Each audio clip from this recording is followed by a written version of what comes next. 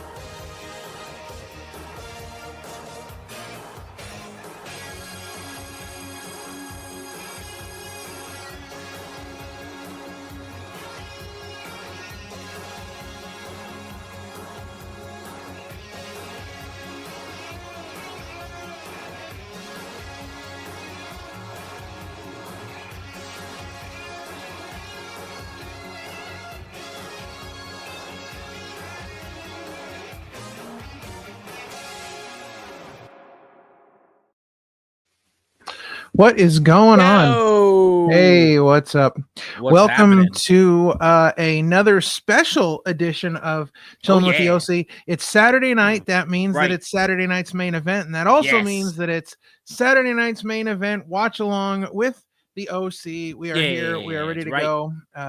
The first of, as we understand it, 4 Saturday night's main event specials to happen in the year 2025. We got our first one back in December, and it was a great show. So we're super excited for this week's, this year's first Saturday night's main event. So we've got a couple things to run down here. So let's take a look at the card. We're going to kind of go from bottom to top. Now, here's the interesting thing about this edition of Saturday night's main event. So in December, we got 5 full matches. Right. So this time we're getting 4 matches and a segment. So the segment, I have a feeling, is going to have a lot of strong things happening. I think a lot of stuff is going to happen during this segment that's going to be crazy and important. And what segment are we talking about? Well, that would be Kevin Owens, Cody Rhodes, ahead of their ladder match to unify these 2 titles at the Royal Rumble. They will be meeting in the ring. They will be handing over their titles, and they will be signing the contract that includes the addendum from Nick Aldis that we don't quite really know what that is yet. Hopefully they'll let us know. So I would think they'd have to. And of course, who's the man that's going to make all this happen? Well, it's head of NXT and WWE Hall of Famer, the Heartbreak Kid, Shawn Michaels. I expect a lot of things to come out of this one. A lot of stuff. You know, Kevin and Cody to this point have been very explosive when in the ring together. So I'm excited to see where that heads. Now, with that in mind, moving on, we have another big match that was just recently signed. And we're talking about Braun Strowman taking on Jacob Fatu in a singles match. I am excited. I am excited for 2 big men to throw down. I cannot wait. I would be more destroys him. Well, I hope Fatu destroys him too, because I don't like Braun Strowman at all. Like, I'm not even a little excited to see him in the ring. He is god awful terrible, the likes of the Great Khali, and he can't run, he can't move very well. Like, there's nothing exciting about Braun Strowman whatsoever. I mean, you could basically put him in generic black tights and call him generic big man A, and it would be the same exact thing as what you get from him now. So I'm definitely not excited to see Braun Strowman. I think this is going to have to be a big test for Jacob Fatu, because Jacob Fatu is going to have to make Braun Strowman look good. Right. I don't expect much out of this, but it's Saturday night's main event, so obviously we need some filler. Yes. And there it is. Braun Strowman getting a one-on-one match with Jacob Fatu. I have a feeling that this match is simply to further along whatever storyline they're trying to tell with Bloodline 2.0. So I don't have a whole lot of expectations for that one.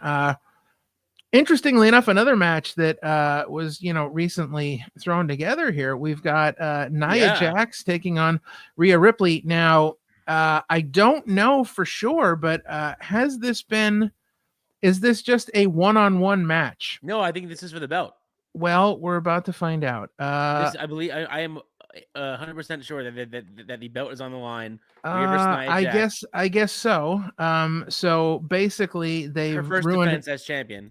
They've ruined that match because there's absolutely zero chance in hell that she's losing the title after just winning it back. It'll still be a good match. I mean, sure. It'll be okay. I'm looking forward. We'll see. We'll see. I know who wins. I still look forward to the actual match itself. Yeah, we'll see. Nia Jax has not been. To me, she's not been very impressive as of late, so I'm a little concerned. But we'll see. Maybe she'll bring it. Now, we have two big title matches on the show tonight. First off, Braun Breaker is defending his Intercontinental title against Sheamus, ready to present another banger after the last banger. It'll be Sheamus a banging Saturday night. His IC belt, because that's the big thing, is that's the only belt that he hasn't won yet, is the IC belt. Yeah, I don't know. I don't know how I feel about that. Because I don't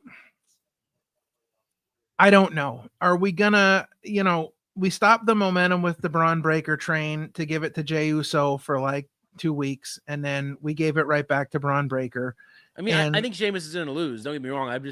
I know that because he said it in interviews. He's been asked what's left for you. He's like, I just want to help the young guys. Like, yeah, I mean, I'm good. Yeah, but I think eventually, Sheamus is going to get the Intercontinental title.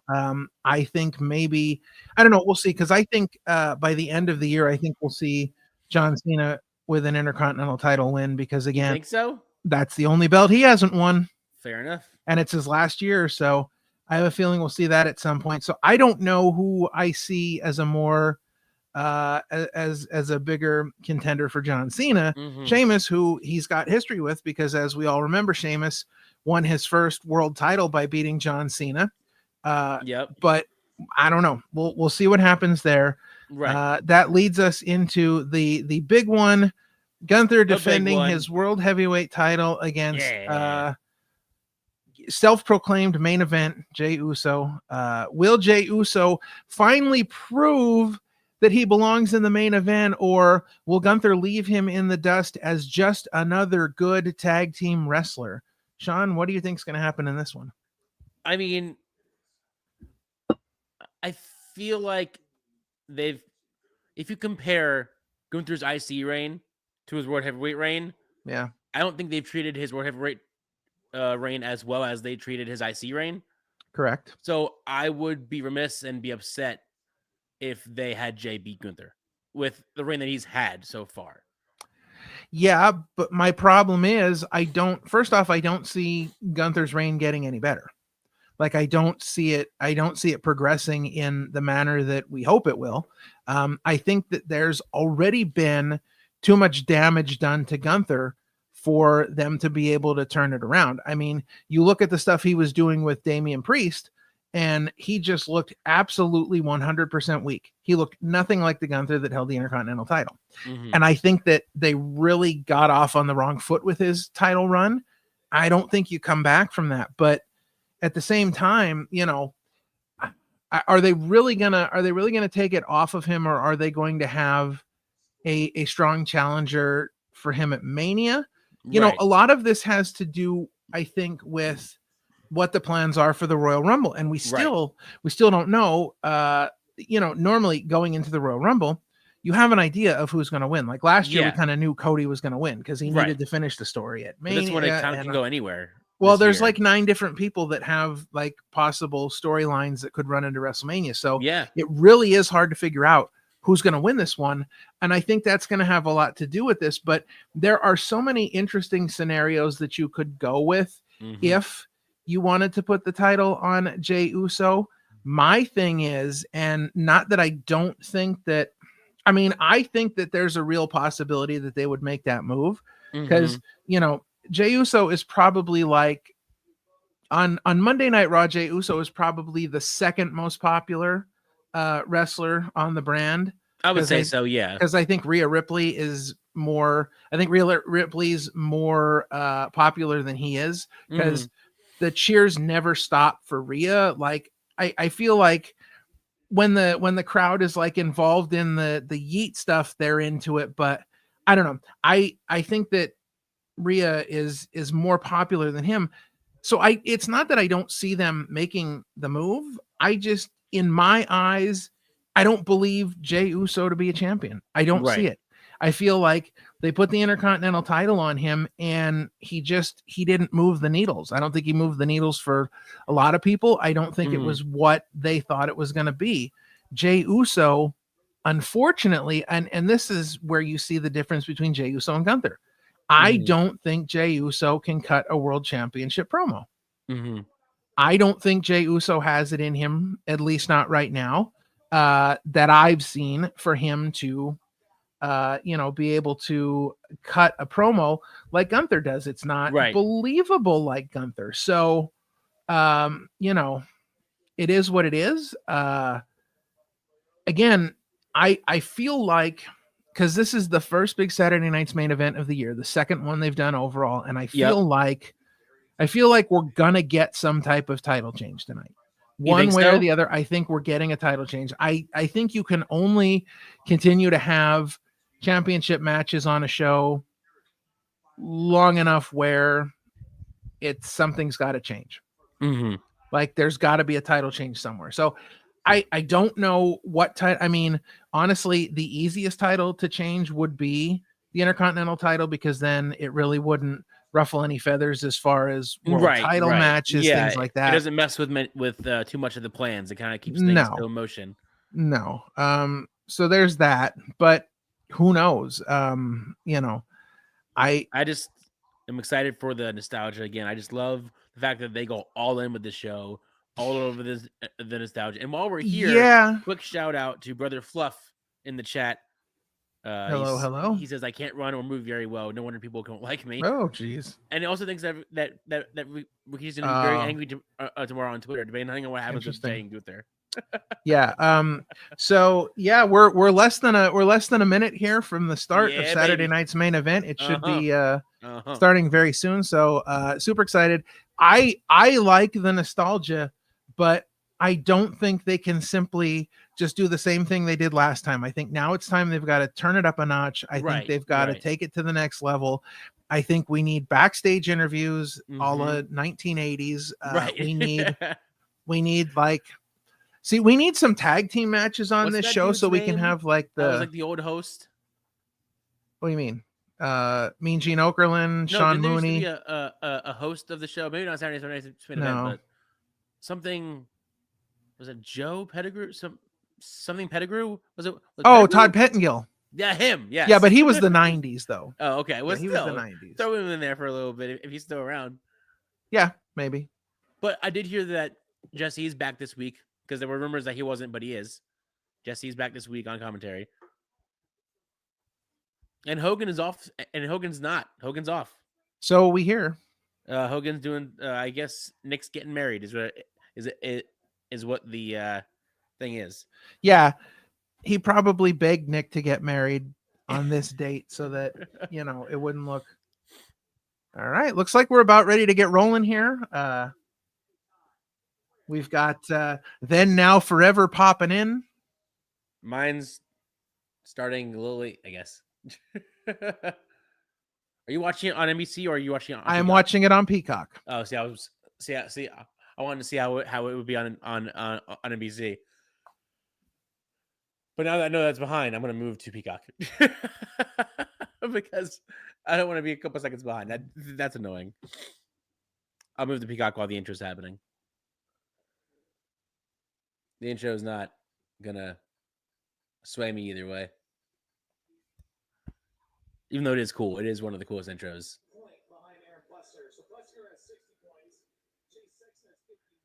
I just thought the song is so damn catchy. It's one of those songs that still holds up to this day, even though it's such an old theme song.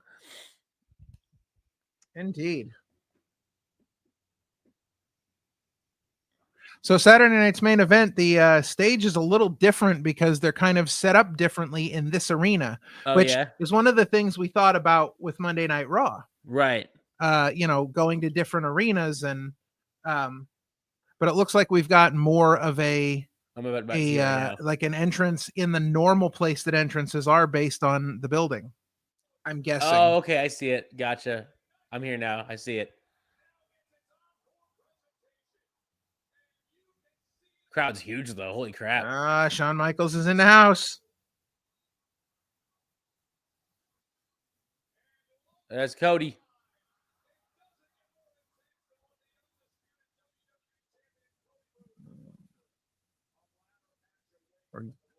We're getting all the entrances here. There's Kevin. So I guess I'm still behind because I haven't seen Michaels yet. Oh yeah. Naya's making her way down the stairs. Yeah, I'm behind, so I thought Peacock would fix it, but it did not. Yo, Jey Uso getting booed. Yo, I'm not even there yet. Yo, wait till you hear it. Gunther's not exactly getting cheered either, but wow. Right. Jey Uso getting booed. There's Naya.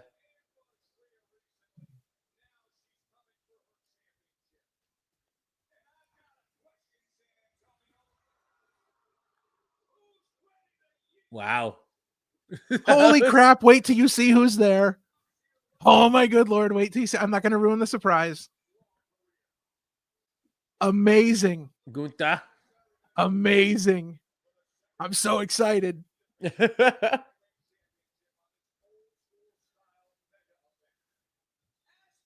Yeah, let me know when you see him.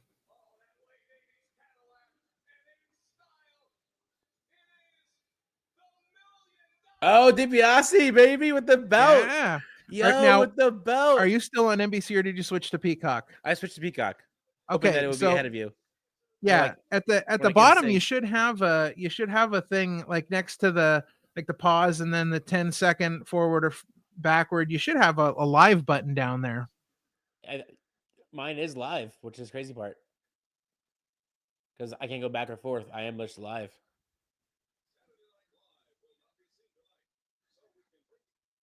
You gotta try and go back out and go back in.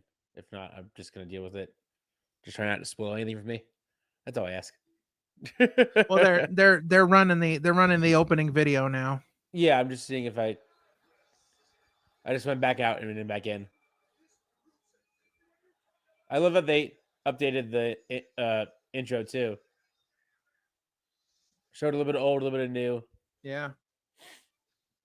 All right, starting off with some pyro in the arena. A good bit of pyro for this show. Pretty exciting.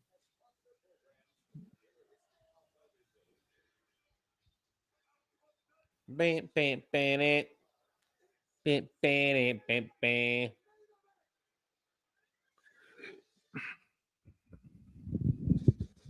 There's the pyro. Woo! Pyro everywhere, baby. Oh, love it. Joe Tessitore and Jesse DeBody back at the little desk there, just like last time, the little stage. I just love the drone shots, dude. They're just so cool. Seeing how big the crowds are. Because some of the cameras don't do it justice just how big some of these arenas are. See, now that's a styling jacket if I've ever seen one. That's a styling jacket.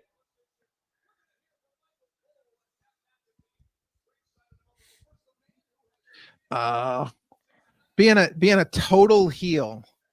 Jesse Ventura now cutting a promo on the people in Texas for closing for terrible weather when it really wasn't terrible. He's like, I came from Minnesota. That's great. Wearing his Public Enemy hat. I know. I see that too. I love him. He just has to heal it up, man. He just has to heal it up.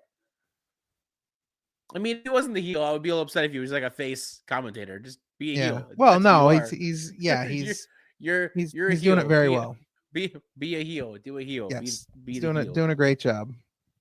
As he should. As he should. He's gonna be back. Do it right.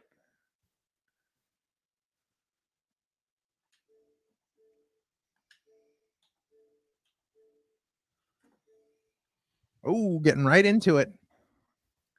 Oh, wow. Getting right into it. So what we got? First up, we got Nia Jax and Rhea Ripley starting off the show. Nice. Hot way to start. I mean, I was thinking Braun and Jacob Fatu might start the show, but that would make sense. You gotta start off hot. You gotta start off hot, man. You gotta start off start off hot. Gotta make it. Oh, look at that. Nia Jax seeking her first career singles win against Rhea Ripley. So yeah, very interesting. Big shoes to fill. She's wearing purple. She's joining Judgment Day. Just saying. Here we go. Michael Cole, Pat McAfee. Yep, there they are. I think I'm very cool. I think I'm finally in sync with you. Pat McAfee's jacket is pretty badass there. It's pretty sick. It's like cool. Almost in the style of like as you can see behind Michael Cole to the right, Fluffy's there. Nia's definitely wearing Fluffy blue. In the front row.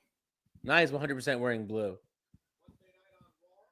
Well, it looks purple with the lighting. Right. Big pop. Like you said, big pop for Rhea Ripley. There's purple in Rhea Ripley's entrance or in her Titantron. She's going back to the Judgment Day. Stop saying that. Get out of here.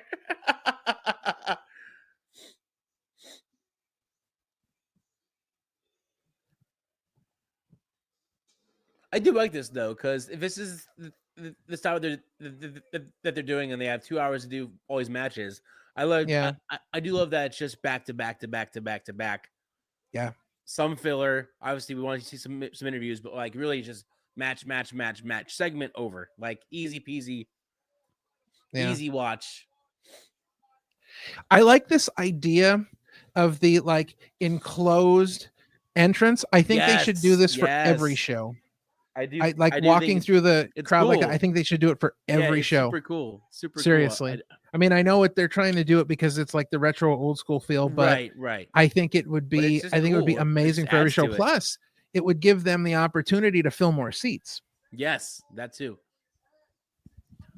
Well, I thought that was the idea behind why on Raw, even after the first show, that they have seats now behind the stage where it kind of covers the whole. Well, yeah, arena. I mean, I think part of that was just, they were able to do that because, they went to the smaller set, like the smaller stage style. And they were even doing that before they went to Netflix when they cut to the smaller stages. Like it made it more possible to get, seats up there.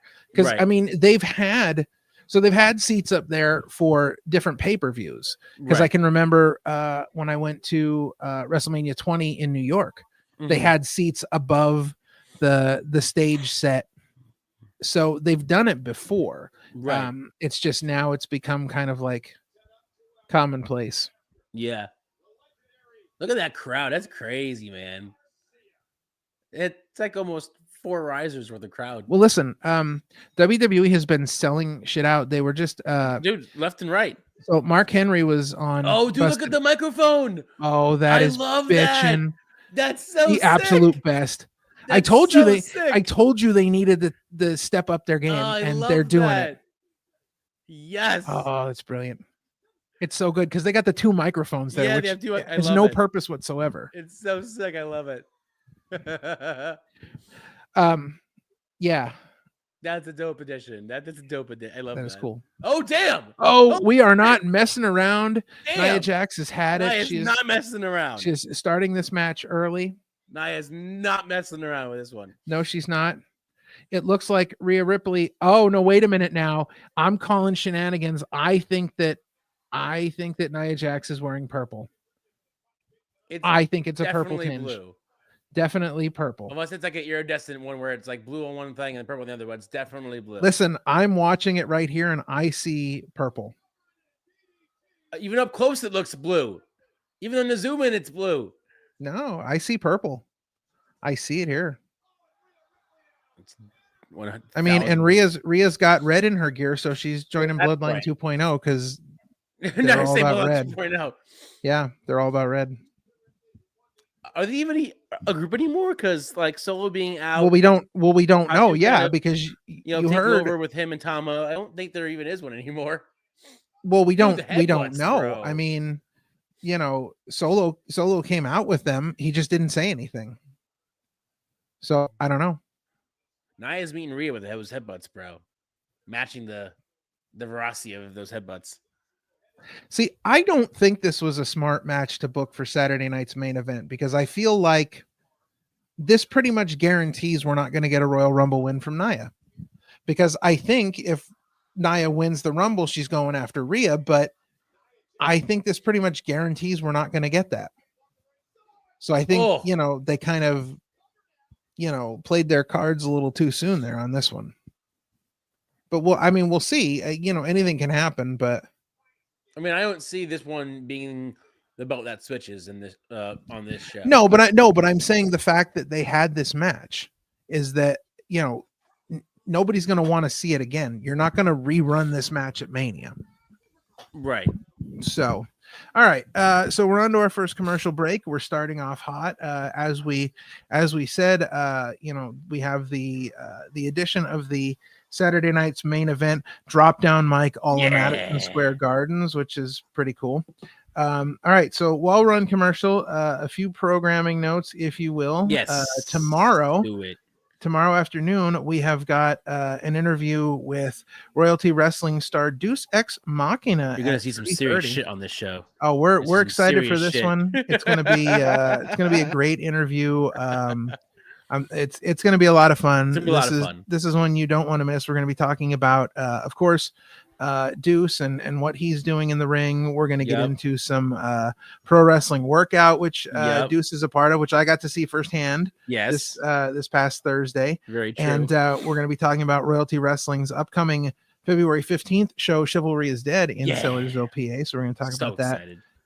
Moving on, the following week we start Bell to Bell month, and our very first guest is the new Diamond Champion, Gabby Ortiz, who will be discussing Bell to Bell with myself and special guest host Missy Sampson as Sean will be away. So we're going to be talking about everything Bell to Bell, and we're super excited for that. The following week we have Becca Wiley, who will be joining us to again talk about wrestling, talk about everything Becca Wiley, and get into some great discussions on Bell to Bell. And then 2 weeks later, this is an exclusive announcement here. We haven't even put this up on socials or the YouTube channel yet. But 2 weeks after that, Adriana Mosley is going to be joining us. Big Daddy is going to be in the house to, again, discuss pro wrestling, everything that's been going on. It's going to be a late night edition. Don't forget that. It is going to be a late night edition, 7 p.m. Yeah. So, yeah, a late night edition of Opinion City with Big Daddy Adriana Mosley, a veteran, if you will, of the Squared Circle. And we're excited to have her on and chat some bell to bell. So definitely check out all those great interviews coming up. Starting with tomorrow's interview with Deus Ex Machina. Deuce. We are super excited to have him in the house. It's gonna be a lot of fun. We're excited to have a wrestler from the future come into our show from the past. All right. Well, we are back with our opening bout. Rhea Ripley defending the women's world title against Nia Jax, and Nia Jax has been really on fire in this match so far. Yes, she has. She's been killing it. And no. Okay, we're back. I think this is a very hard-hitting match, like exactly what you would expect from Rhea Ripley and Nia Jax. Rhea Ripley Nia Jax showing the power. Holy crap! Man. Oh wow! Holy crap! That was dope. Jeez, that was crazy. So close. Wow. Woo. So close. I mean, we knew this was gonna be a hard-hitting contest, but that was crazy. That was wild. Oh, absolutely. It's crazy how at this point, and at least in this era of wrestling, size just doesn't matter. Size just doesn't matter anymore. Well, not in all cases. You say things like that, but then you have wrestlers like Nia Jax and Rhea Ripley where they wrestle a different style than other people because they've got the size advantage, the power advantage. Nia Jax wrestling a very big man style of wrestling. That move right there, for example, showing off that big man style. The fact that she does like the Yoko bomb as her finisher. Yeah. Like, again, that is a very big man style. And we're seeing that, prominently displayed with people like Nia Jax and Rhea Ripley, which, for the women's division to see, people wrestle that style, it's not something we usually see. No. Next Saturday, Royal Rumble from Indianapolis. At 6 p.m. too. Yeah, it's a 6 p.m. start time. Earlier start time. So that's interesting. Super. Oh, she's gonna go for her finish or her submission. Oh, look at that. Big Nia. Can she lock her in? She's I don't trying. even. Oof. Nope, not gonna get it. We will not be live streaming the Rumble. However, maybe sometime this week we'll hop on and just talk a little Royal Rumble, talk a little preview, give some predictions. Yeah, maybe we'll find some time this week to maybe do some of that. Maybe.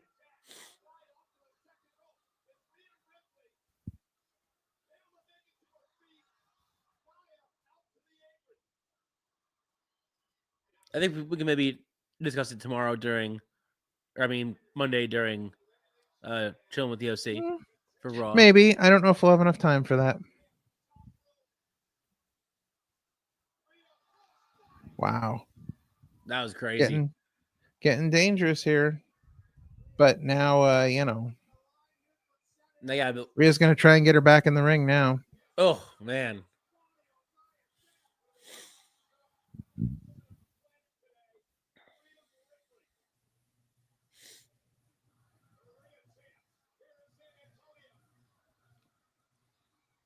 Oh, reversal. Oh, nice. Reversal. That's what I'm talking about. Not able to get her up. Oh, yeah, just slam her to the ground. It's fine. Just slam her to the ground. Holy crap. Oh, damn. On her Jeez. back. On her back. Oh. Wow. Oh. Uh-oh. He isn't letting go.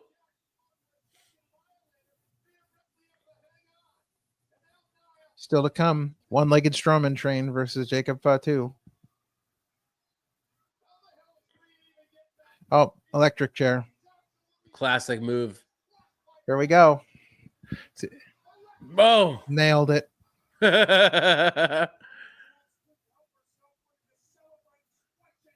Squishing.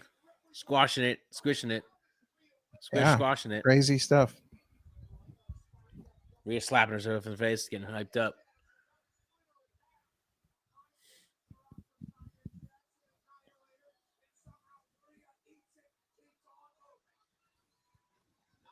Keep on.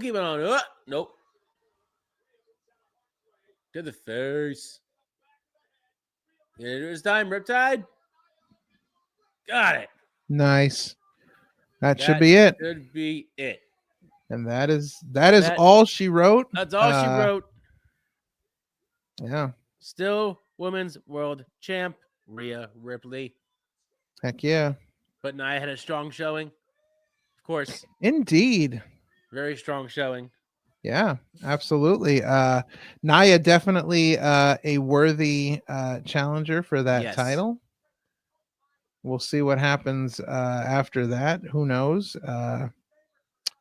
Where we go from here, where we go for Rhea, where we go for Nia. Yeah, it'll be interesting to see what's next for them. Me too.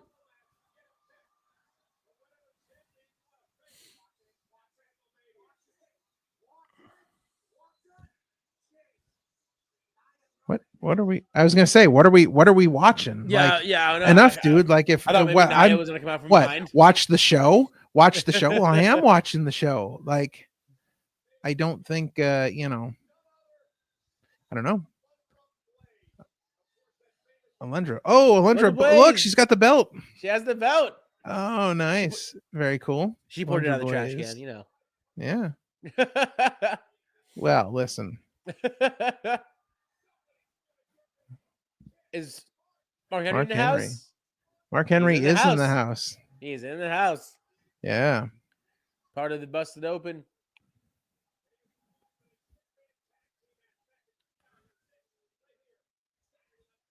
Yeah. Throwing down the fun facts. Indeed. Oh, Sheamus is up next. Braun Breaker and Sheamus. Yeah. Here we go. IC belt. Well, that's Cole's line. Yeah, but I do like the small ramp, and it just makes it look more intimate. It does look like it's more full because the crowd is more in the crowd, closer to. Yeah.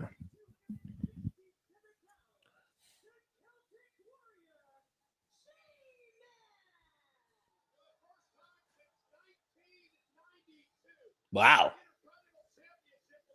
Fun fact. Yeah. Since 1992. That's crazy. Do you know what that match was? Because yes. He didn't say. Yes, he did say it was Shawn Michaels defeating the British Bulldog for the title. Gotcha. Yeah. All right. So, do you think there's any chance that Sheamus is going to win this one? I mean, part of me wants to say no, but again, like Cena, it's the only belt he hasn't won yet, and how many more chances will they give him to have him beat for the IC belt or not? Whether they plan to give it to him or not, obviously we don't know. Sure. But if it is the plan before he decides to hang it up, because he's obviously said in multiple interviews that he doesn't know how much longer he has to do this. So, I don't know. I don't think they give it off Braun yet. I think Braun still needs to have a sort of lengthy run with this one. Not as long as Gunther's, but definitely longer than this. Sure. I don't think anybody, at least for a while, will surpass Gunther's reign. No, they're not. I don't see them doing any lengthy title runs like that anymore. I think we've gotten to the point where we're done with the lengthy title runs for a while. Because I mean, between his title run and Roman's title run, I just don't. I don't know. I don't see it. I don't see it being a thing again. At least not for a long time. Because we've got to kind of. I think we're going to get away from that stuff for a little while. Kind of make it fresh again. So we'll see what happens. But I don't know. I'm really torn about this because I think again, what's going to happen at WrestleMania is going to have a lot to do with this, because are we Right. going to, who do we see as a strong challenger for the Intercontinental title going into Mania? Are we gonna get, Sheamus having a challenger? Do we have a strong challenger for Braun Breaker? Right. Do we see some kind of interference in this match that maybe could get us a triple threat at Mania? Who knows? Like, there's a lot of possibilities here. A lot of variables. Yeah. Here. Again, I feel like it's so up in the air. Like, I feel like they have to make a title change on this show. Right. I think that it's time. I think that, it has to be done. Because, if you're going to continue to have title matches, especially 3 title matches on one show, right? Like, if you don't have one of the titles change, then it's just getting predictable again. Right. Like, who's going to ever believe that? Like, every time we see title matches on the show, we're just going to be like, oh, well, they're not going to change the titles. So why even, you know what I mean? So you don't want it to be predictable like that, but I don't know. Again, what title do they change? Are they going to make, obviously Rhea's not going anywhere as champion right now. But are they going to make a move at the world title level? Who knows? Right. I just don't, I don't know. I'm just excited for the matches for this night because in my eyes I don't think I was going to change hands. I would be surprised if they did, which is a good thing. It's not a bad thing. If they do, good. I'll be happily surprised. But I don't think in this night it's happening unless something happens, unless some sort of shenanigans happen. Like you said, where there's just a run in to set up for a future storyline. But like, I just don't see any belt changing hands with the contenders that they have. Like, I could see Sheamus being the one to lose it, but again, it just feels for me, I think Braun needs more time with the belt. I think you don't want to have him have 2 short runs back to back. Well, I mean, they obviously didn't really care about taking the belt from him the first time. Right. So I think who knows? Jesse's in the house. Jesse the Body joining for commentary. About to be alongside heel, and I can't wait for it. Pat and Michael Cole. Yep. Fluffy. As I called him out earlier, Fluffy in the crowd. Fluffy. The fluff ball. Yeah. Comedian and WWE fanatic, it says. Yeah, I think they did a interview with him once, like at his home, and he has a whole bunch of like memorabilia and a whole bunch of stuff.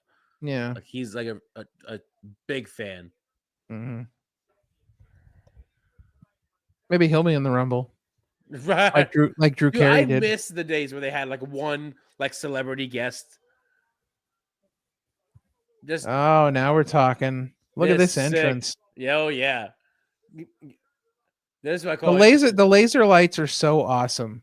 Like that all started during the COVID era in the Performance Center. Oh, this looks so dope. Yeah, that looks so sick. Yeah.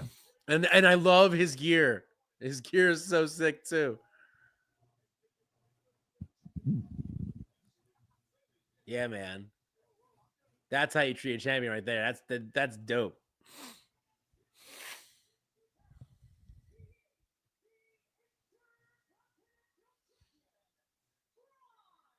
Jeez. That was freaking cool, man. I do love the lasers.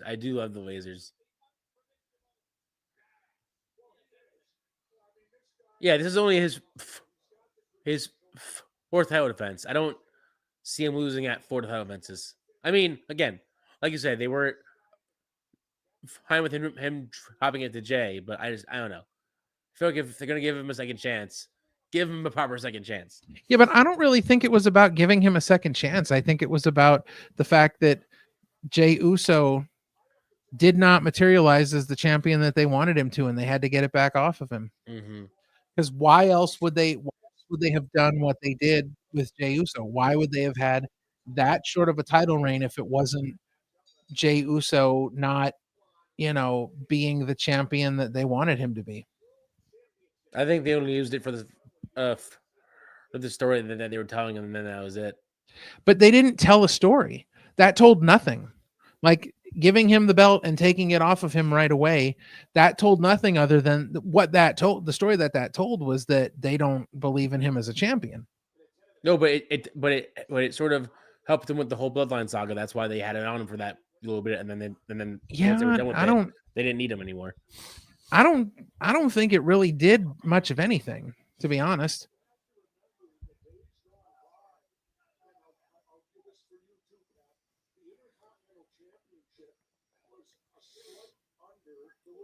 Damn.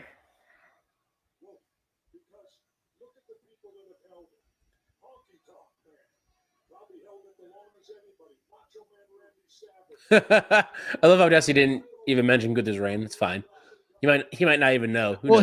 He's talking about if you heard what he said before that, he's talking about the history of the title, and he's talking about how back in the time that like guys like Honky Tonk Man held it, the Intercontinental title was considered just below the world title. Like that was, if you had the Intercontinental title, you were pretty much guaranteed that you were going to get a world title shot at some point, because that was like, unlike how it's become today, and I think that's the point he was trying to make, was just the history of it. Right. Caught. Nice. Jesus. Holy crap. Wow. He just lawn darted him into the freaking timekeeper's area. But not a smart move if you want to win the title, because now you got to drag his dead ass back to the ring. Yeah. Let's not incapacitate the champion outside to where now we have to get him back in. Right.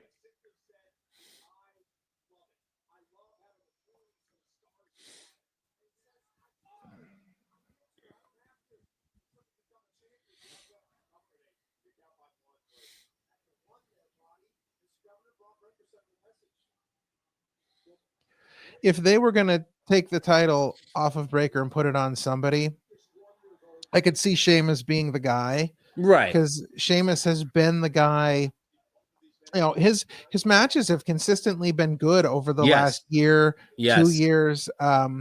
His match with Drew McIntyre and Gunther. Oh my God. At WrestleMania 39 stole the show. Yeah, it did. But so did that. Holy shit. Jesus Christ. Out of midair. Dude. But yeah, I mean, Sheamus is always consistent. He's always good. Never had a problem with him. Although I do still I'm not down with the braided Sheamus era. I wasn't down with braids.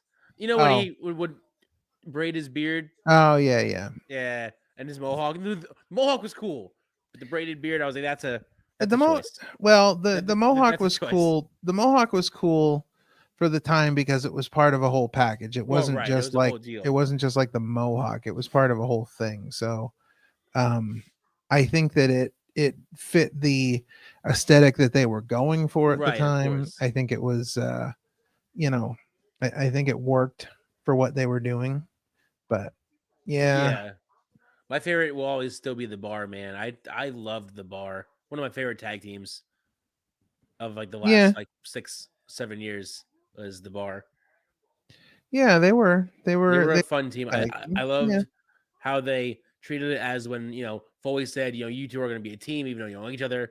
After their amazing best of 7, a proper best of 7, not a hey, let's just do Hayes versus Andrade until the cows come home. No, a proper best of 7 that was good.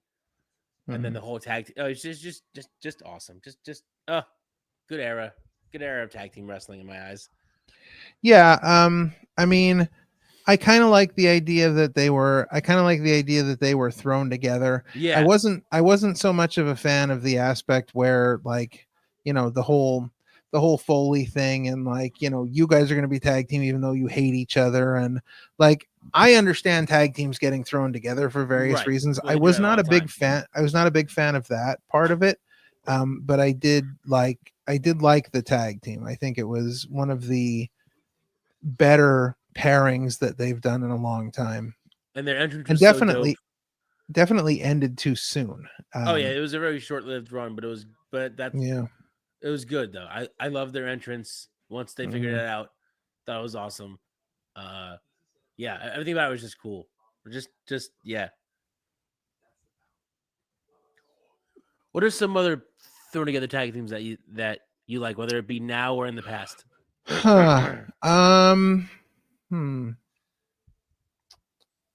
Thinking about it. I don't know. Let's see. Thrown together tag teams. I think I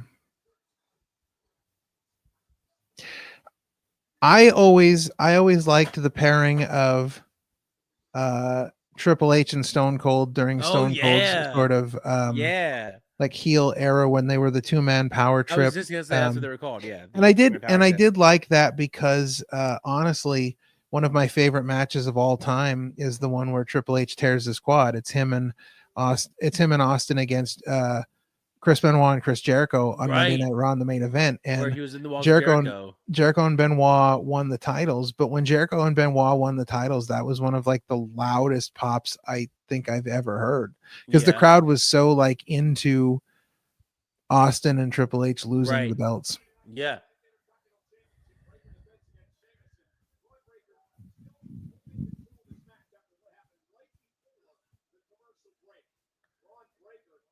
I loved the Miz and Mizdow. They were probably one of the funniest acts I think I've ever seen. Yeah, that was pretty good. That was fun. I don't like that they didn't come up with a proper solution. They just had Mizdow like throw Miz over or like betray him at Mania, and then that was it. There was no like final act. Just ended. Well, I think that had a lot to do with the fact that they really didn't have any plans of doing anything with Mizdow. Like, they just had nothing. Yeah, which is a shame because he was good. Like, even when he had the money in that briefcase, and like they just didn't have him. It was just sad because I was like, oh, this could be his time, and then nope, wasn't.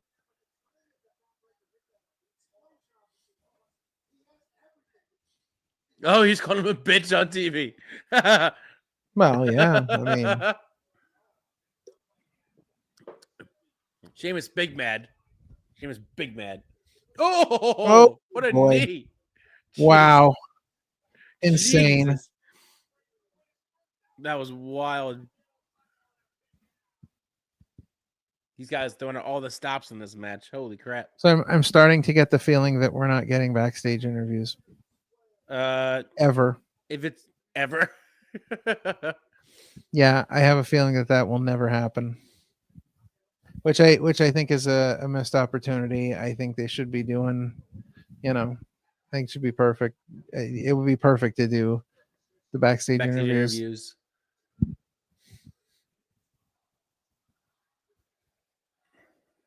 I wonder if all those symbols on Braun Breaker's tights are Steiner math. Yeah. Dude, still the best promo around. The best, worst, best promo. It's like, it's just.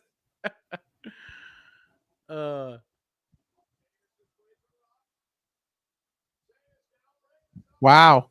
That's some strength. That's some strength from Sheamus walking around the ring with him like that. That's crazy. That's some real strength. Yeah, it is. Ugh.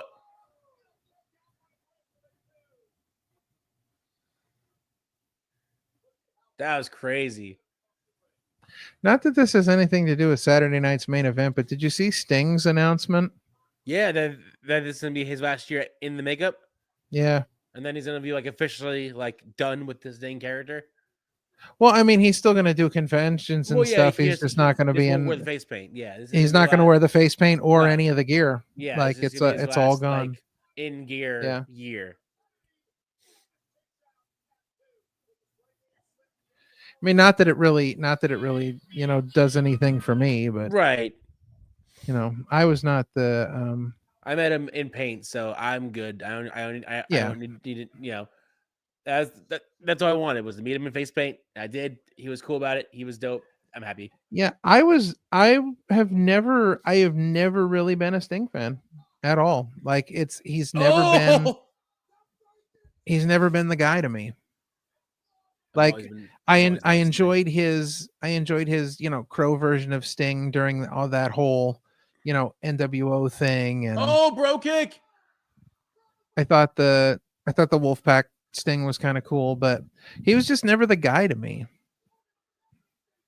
Oh, he should have known better. Should have pulled him away from the ropes. I know that dude. That's should my have favorite. Known better. That's my favorite, not favorite part about watching matches. Sometimes, like obviously we know it's predetermined. Obviously we know. Yeah. In our place, but in my mind, I'm like, I'm gonna pull you closer now, and then pin you, like I get it, but like you said, I would have just pulled him a little bit more forward. Yeah. But again, that's all about ring awareness right there. Oh, that's very true. That's very true. Now he's about to get speared for the 1, 2, 3. I'm about to say right now. Yeah. Oh, what the hell? Good Lord. Oh, thank God. I was going to say, if he... Oh my God, that was a headbutt. No. That was worse than a spear. That's it. God damn. And there it is. You headbutted him into the ground. Jesus.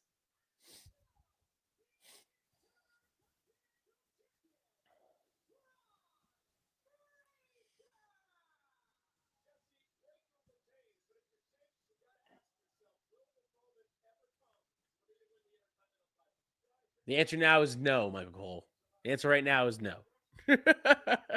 Yeah, but listen, say, will the moment ever come again?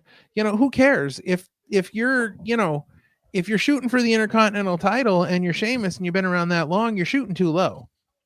You should be going after the world champion.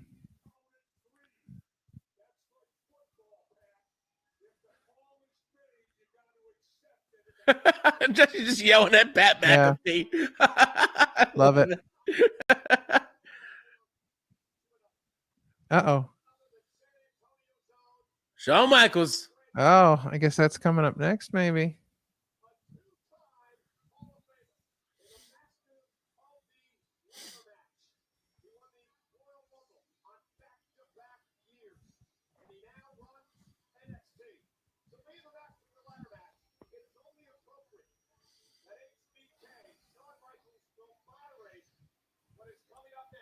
Coming up next.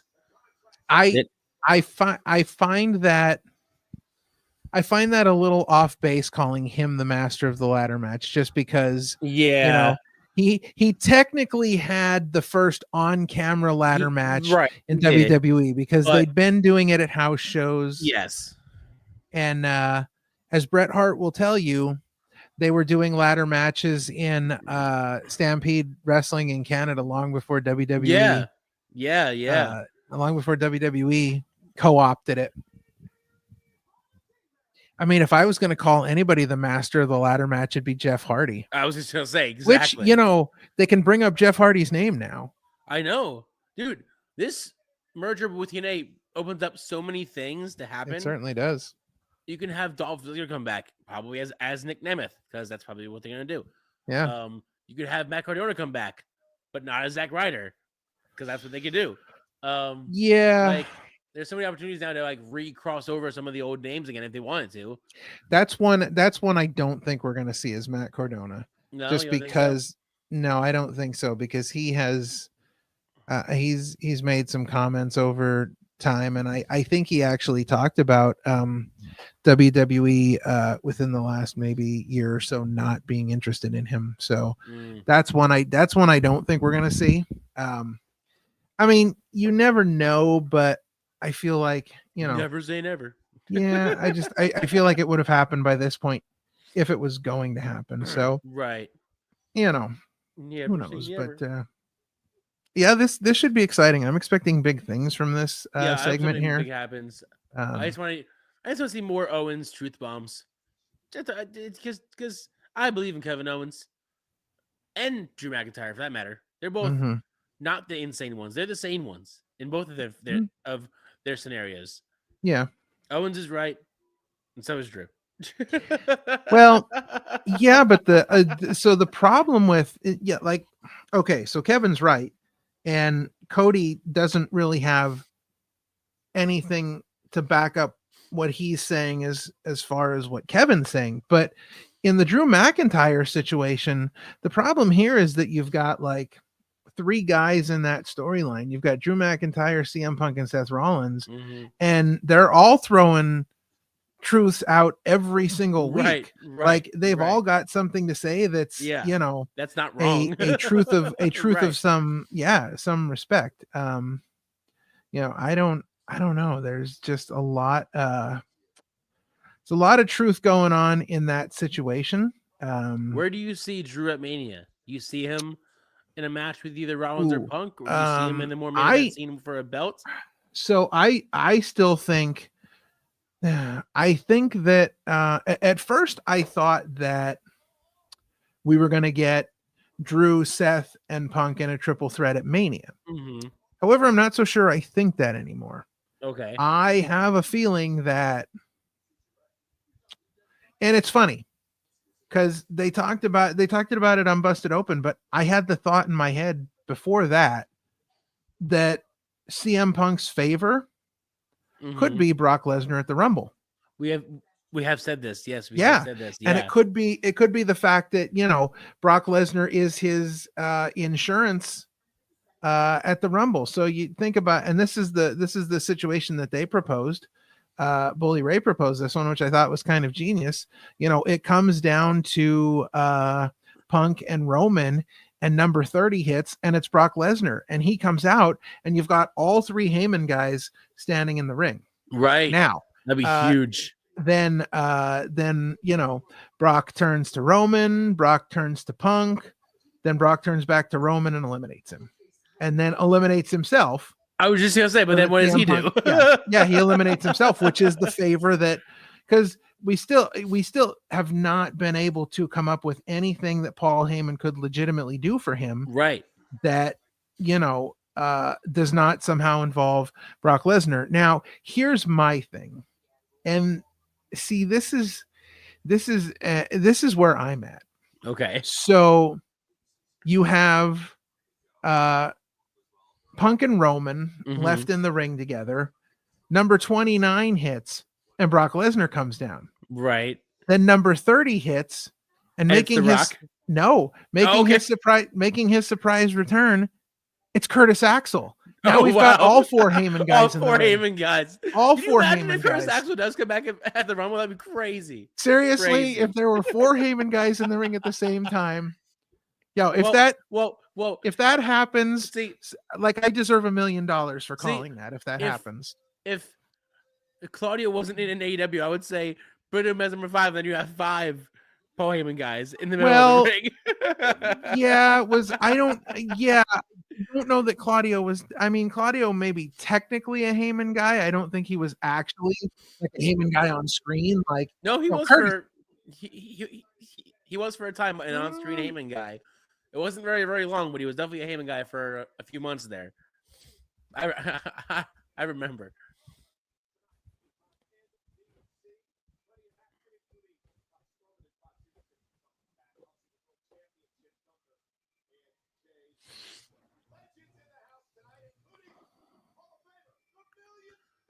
DiBiase, baby.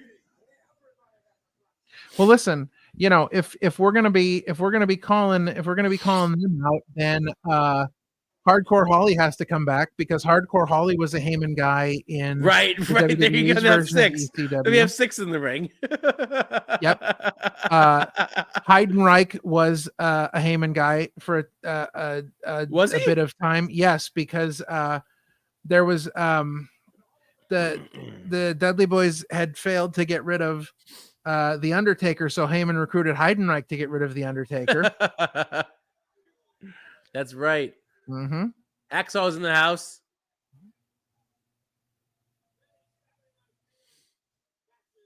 Ryback was paired with. That's right. He was paired with Heyman for a Heyman. while. Big Show. Nobody talks Big about Show was this. with Heyman too. No, That's right. listen. Nobody talks about this. But what people don't remember, or what they don't want to remember, is that Heyman turned on Brock Lesnar to help Big Show win. Yes. To beat him. So nobody wants to talk about that. But Heyman's turned on Lesnar. Yes. Everybody talks about like, oh, Heyman and Lesnar. This unbreakable thing, but Heyman turned on Lesnar. Right. Oh, we got to have a ladder in the background. I mean, of course. I hope somebody climbs it and gets knocked off. Oh, the fancy chairs in the ring. Oh, and the table. Oh, geez. Someone's going through it. You know it. Someone is going through it. Hopefully Cody. Just because I want to see Owens just powerbomb Cody. Oh, Shawn Michaels, the hometown boy, getting the cheap pop. I mean, of course he gets cheap pop. Why not?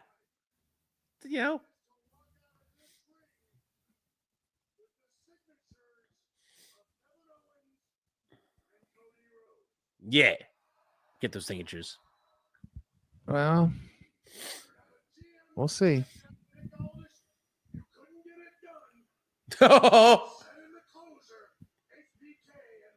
Just called out Nick Aldis. You couldn't get it done, but I will. Well, I mean, Sean is wearing SmackDown blue colors. He is. I think that means he's making his in-ring return on SmackDown this week. Right. Coming out of retirement for the second time. Oh, wounds. See, I'm gonna be super sad when they unify it and then the old belt goes away again because I've enjoyed seeing Owens. Yeah, but if Kevin wins, I guarantee you he's gonna carry the old belt. I hope so. I honestly hope he does win. I said it when they faced off last time. I hope Owens wins. Oh, he has a great shirt on. It says Cody sucks eggs. I love, dude. His shirts have been nothing but amazing. That's a rip off of an old shirt. Yeah. Did you see the one shirt where he was like son of a It was the Canadian Dream, son of a security systems technician. Yeah, I want that shirt. I want that, and I want the Cody sucks egg shirt. I want both of them. This is great. This is two great shirts. Listen, I don't think Kevin Owens is going to win at the Royal Rumble. You know why? Why? Because he's wearing red. That means he's going to Raw. Because he's going to Raw. Got to get both championships. Yeah. Got it. I love that even though it's not really a belt, I love that they're sort of treating Owens' belt as a real belt.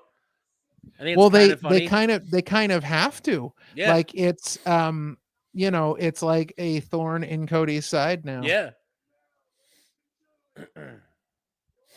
It just looks so good being on TV again. I just love it's so pretty. Yeah. It's so pretty.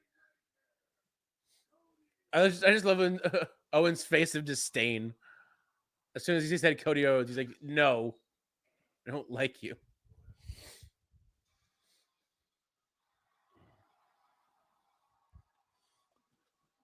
I just love sane but insane Owens.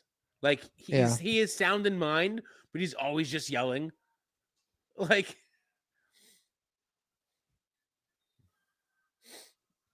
Cody wearing the all black. Oh, Cody's wearing black. He's joining the NWO. I was gonna say he's turning heel. No, he can't turn heel because he didn't have a beard. Cody heels have to have beards. He didn't have a beard when he was heel. I don't give a but he wasn't a very good heel. Him with a beard. Yeah, he wasn't a very good heel. He was a great heel in ROH. Yeah, he had like a Dateline mustache. Yes. Dashing Cody Rhodes, as they say. To catch a Cody. To catch a Cody. Yeah, he's definitely joining NWO. Because he's Dusty's son for life. Yes. I'm disappointed because I really thought that before the end of Cody's run, and I'm not saying that Royal Rumble's it, but right. I don't think we're gonna get Cody as champ at an extreme time longer. I think that we're at a point where, we're seeing the end of the run in sight, but I'm a little disappointed because I always thought that Dustin Rhodes would make his return and we would get Cody and Dustin in WWE for the title. Yeah. He just resigned what I believe I know is his last wrestling contract, which I think is terrible. But that may be his last wrestling contract. But if there was another chance for him and Cody, I guarantee you, I'm sure he would take that it. match. I'm sure he would take it. He would take that match. I'm sure he'd be like, "Yes, let's do it, brother." Yeah, brother. Well, when WWE signs a 5-year working relationship with PPW, then maybe Cody and Dustin can have their match in PPW. That would be pretty cool, though. That would be pretty cool. I guess, they'll probably have to be like 70 and 60 respectively by the time that happens, but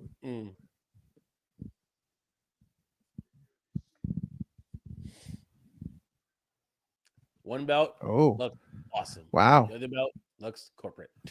John's trying to lay down the law here. Trying. He digs it because he's from the 70s.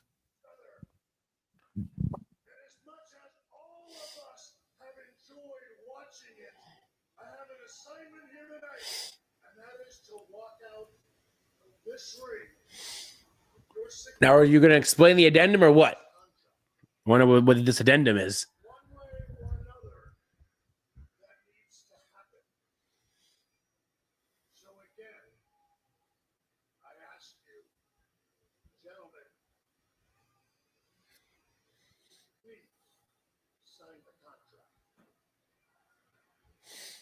I hope the addendum is that if Sean gets this signed, then he gets Bret Hart in an Iron Man match at WrestleMania. Dude, no.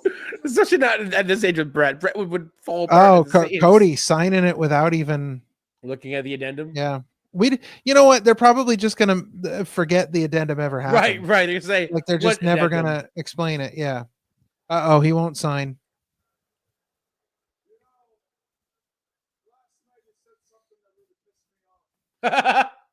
Really pissed me off.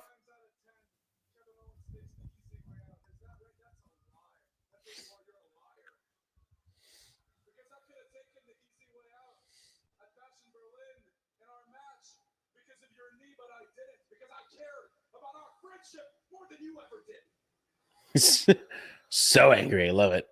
You know who I think takes the easy way out? It's you. Because who between you and I left you when things got tough? Not me. I stayed. You quit. Enough. Oh. Enough, Kevin. I didn't come here to talk about the past. I didn't come here so you can justify your actions. I didn't get all dressed up. Shawn Michaels didn't return to San Antonio to listen to you talk. Spewing the hot words. I'm done worrying about Kevin Owens.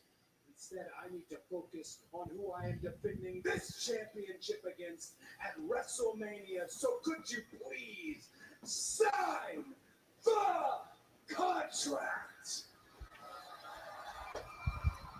Whew.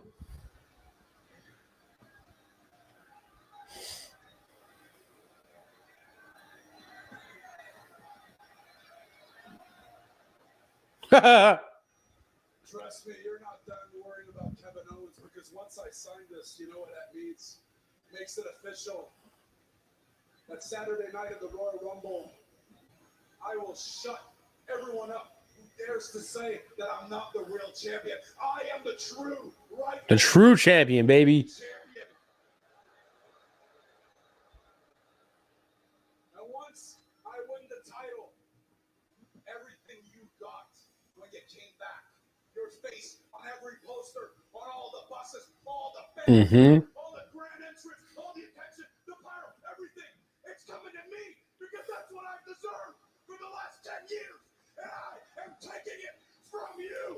Oh.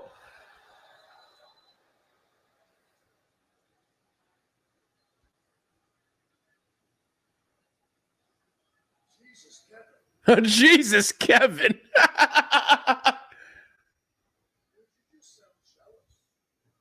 Michael's saying some words now. Jeez. Well, Michaels is allowed to invoke the name of Jesus because he wrestled against God. That's true. That's a fact. Listen, King Ralph is right. King Ralph is right.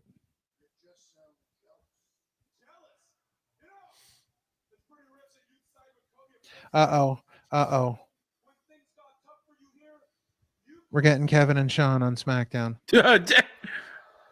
Dude, Owens has said that other than Austin, the only other wrestler that he wanted to face was Michaels. Well, Shawn Michaels walks like a bow-legged cowboy, so I don't think he can get in the ring and wrestle. Well, Owens has said that he doesn't think it's going to happen at this point, but that's another one that he's always wanted to face. If not Austin, then Michaels.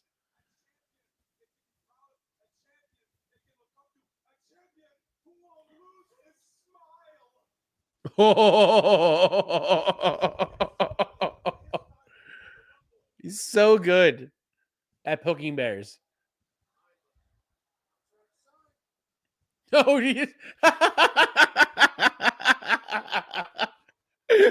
that's great. Uh-oh.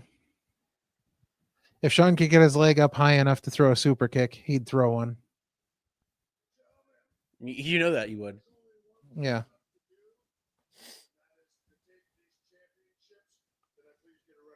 Medicare wouldn't cover the injury, though.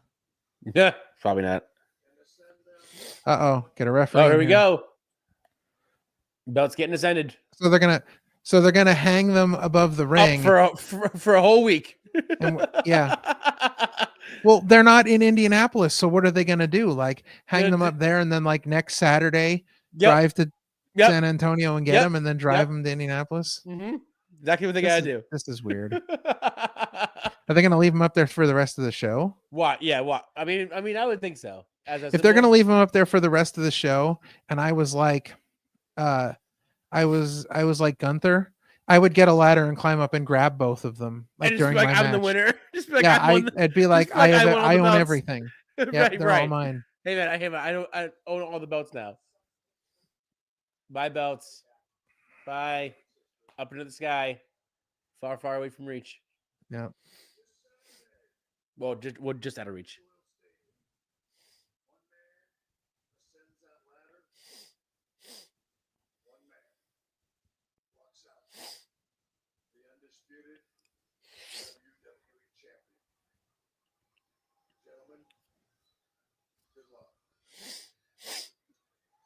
You're not gonna shake your hand. What was that about? You're not gonna shake your hand. Oh!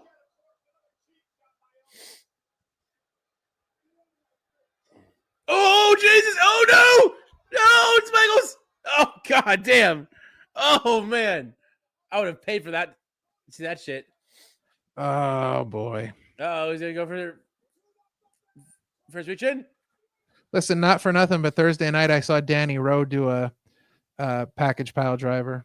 Oh yeah, yeah, and nice. I saw him do the greatest move I've ever seen. What's it's that? It's a reverse pedigree. Oh yeah. So how do you do that? instead of bending the person down forward, he kicked them in the back and bent them down backwards, and then hooked their arms and hit a pedigree backwards. Freaking great! He said it. He said it's gonna be his new finishing move. Yeah, absolutely. Hell yeah! Like that's brilliant. Oh, that's so great. Good. You know, that's amazing. Not as good as the choke slam I threw, but pretty good. Listen, I saw the photos. It looked pretty damn good. Yeah, it was good. Yeah. It was enough to win me the Pro Wrestling Workout Championship for the evening. I saw that. Yeah. Brand new champion on the show right here. Yeah. So then after I won the title, they said I had to cut a promo in the ring. So what'd you say?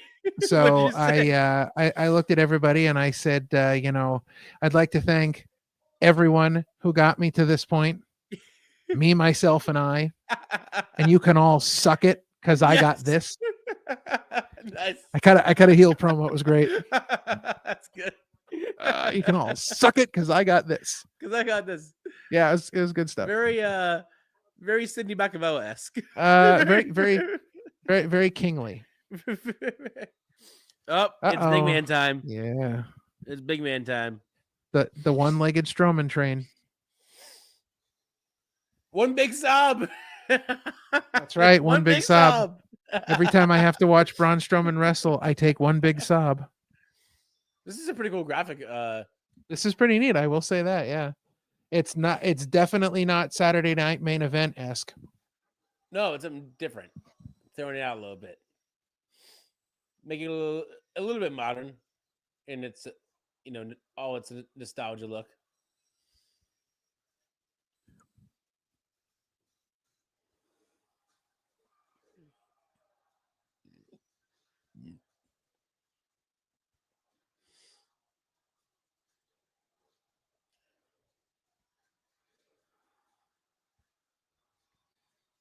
If this is like his big test, they better have him win in style.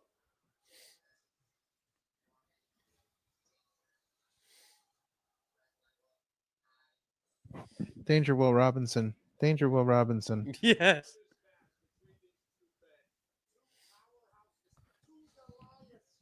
Braun's shoe size is 16 E. I didn't even know that was a shoe size. Listen, my shoe size is like depending on what shoe I buy. I've actually bought 15 quadruple E's. Oh, really? Before? Seriously? Oh yeah. Yeah, I need quadruple E's because my foot is so wide. Mm-hmm. But depending on what kind of shoes I buy, I've gone from anywhere from a 13. What's your to regular a 15. shoe size? If it's not 15 E. I don't have a regular shoe. Okay. Like that's my shoe size. Like okay. I've gone anywhere from a 13 to a 15 quadruple E because I have to have wide shoes. Right. I hate that Pat McAfee is excited about Braun Strowman. I mean, he's a doofus, so I'd imagine he'd be excited about Braun Strowman, but he's the kind of guy that gets up on the table and dances for Jey Uso like he's trying to get $1 bills. It's pathetic. I'll be interested to see what the stage looks like for the Rumble this year. Yeah, of course. Because they should be in a big enough arena that they don't have to do like the small thing like they've done with the Royal Rumble before, where they've been in like baseball stadiums and stuff like that. Because have it like go around. Well, and they have to do the curved entranceway, because that's like WrestleMania 19, they had to do that because they were at Safeco Field in Seattle. So, but that one was super long. Like it wasn't right. It was really long. And they did that. The year that Edge came back, because they were at Tropicana Field. Mm-hmm. So, but they should be in a big enough stadium that Lucas Oil Field should be big enough. I would think so. Yeah. Doesn't it hold like up to like 50,000 or so people? It does hold quite a bit. So it'll be interesting to see what exactly they do there. Lucas Oil Stadium, by the way, has a 70,000 seat capacity. Okay, well there you go.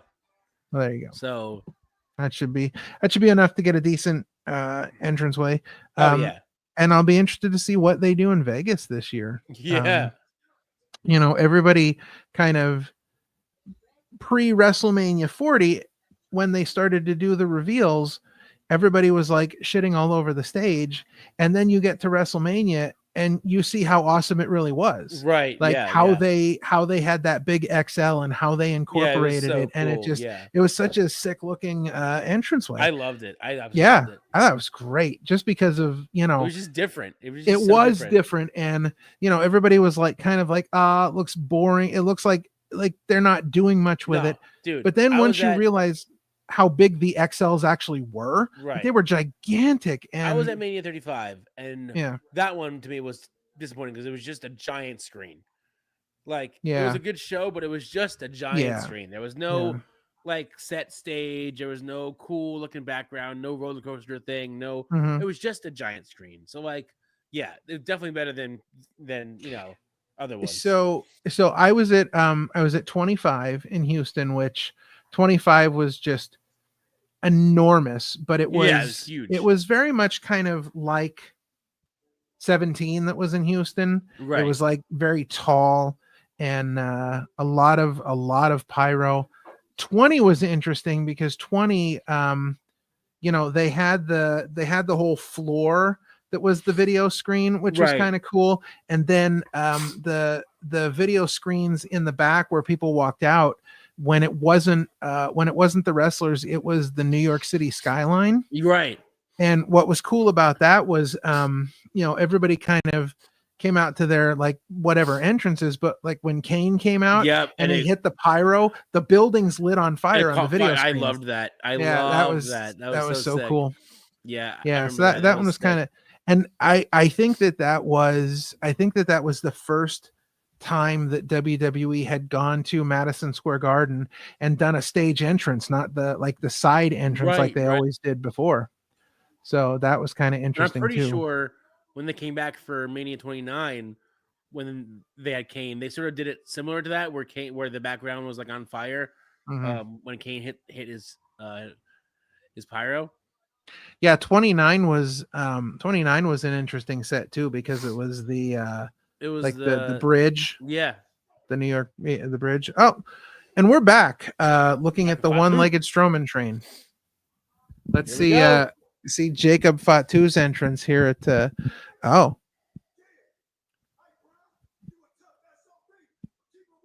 what?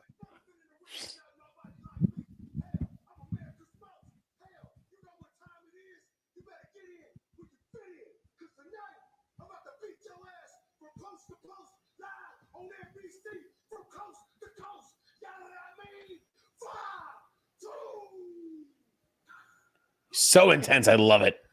He's just so intense.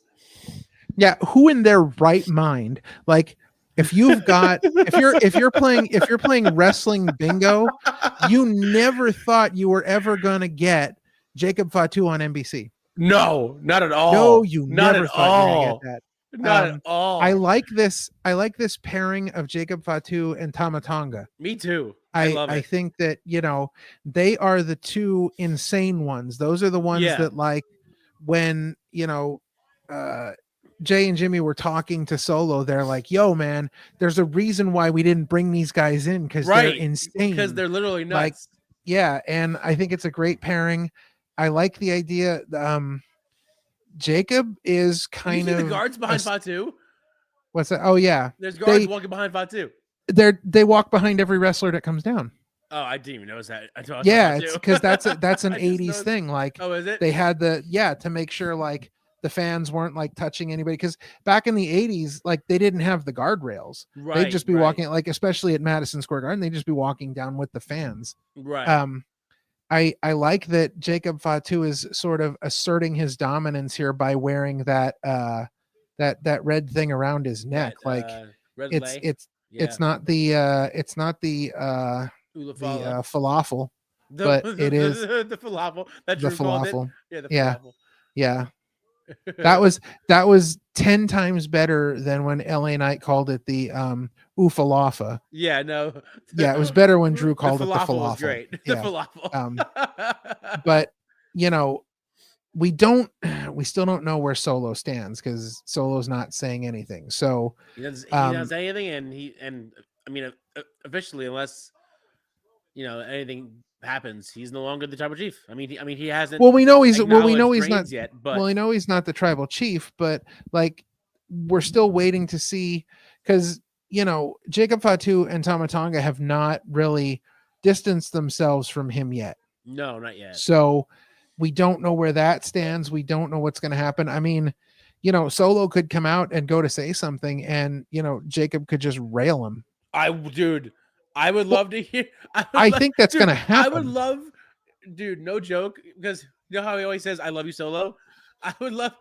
They do the whole thing. Solo comes out, speaks, and when he goes to have everyone re-acknowledge him to try, you see Solo go. You see Fatu just go, "I hate you, Solo," and just decks him in the freaking face. That'd be great. I would love that.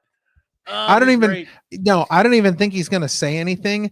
I think he's just gonna destroy Solo for like 15 minutes, like just putting him through tables and smashing chairs over him and just beating the living hell out of him. And then when it's over, at the very end, it'll be like at the end of the show. And when it's over, the final scene will be Jacob Fatu standing over Solo, and then he says that. He says, I hate you, Solo. Yeah. Oh, dude. So good. So good. And then the whole time Tama Tonga is literally outside the ring, pacing from corner to corner, going just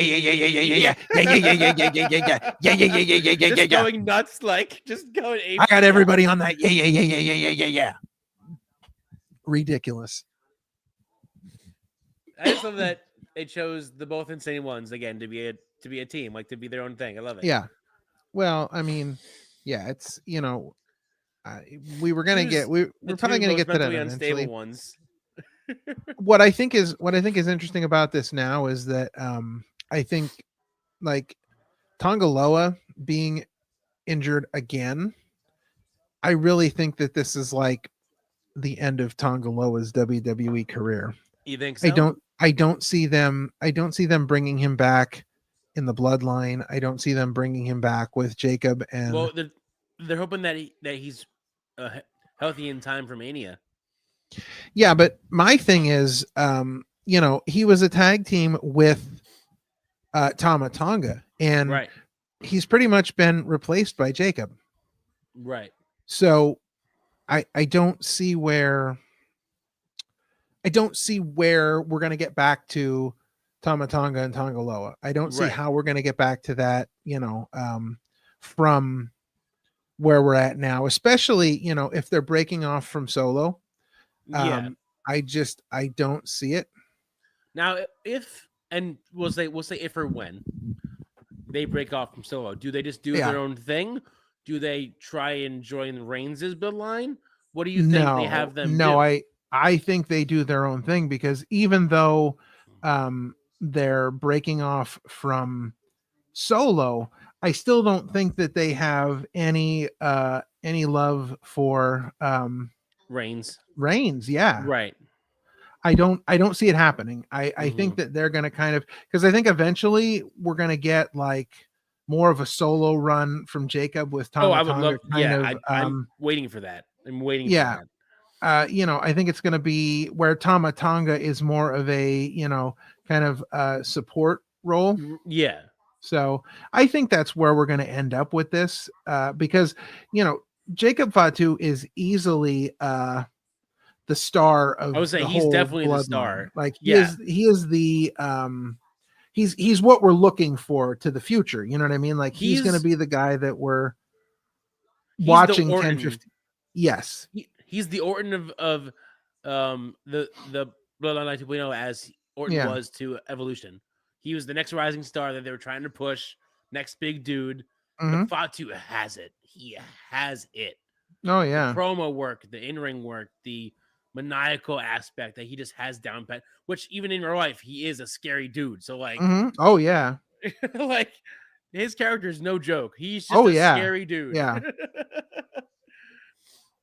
Yeah, absolutely. I just said, whether it was Busted Open or a podcast, someone's podcast. I remember it was Booker T, where someone said he's done time. Like he is legit. Like Fatu it is nobody to mess with.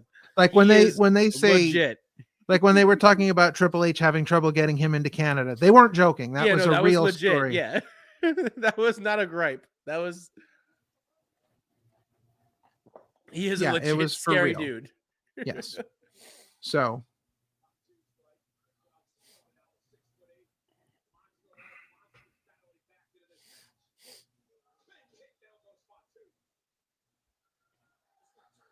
Like if I saw Solo walking down the street, I would probably just, nod, walk away. If I saw Fatu down the street, I would walk the other way. I would just like, I'm going the opposite way. I'm not. Absolutely. I'm turning my ass around and going, nope, going the other way. Oh, indeed.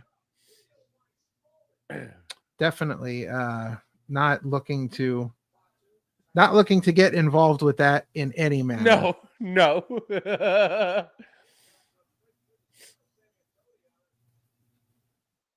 Here comes the Strowman train. One-legged Strowman train on the tracks.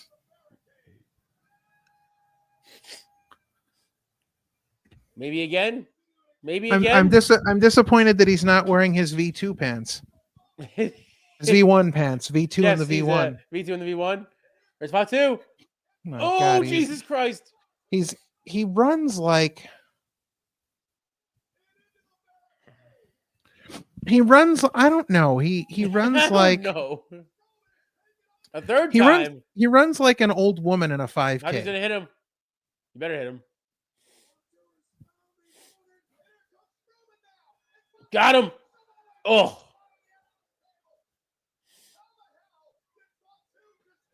He runs like he's participating in the Golden Girls Memorial Marathon. What? What does that like even mean? just old ladies running. That's what he looks like, an old lady running.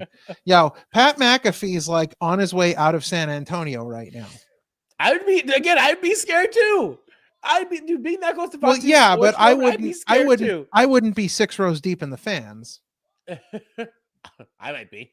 I mean, Pat McAfee's like getting a hot dog at the, food stand.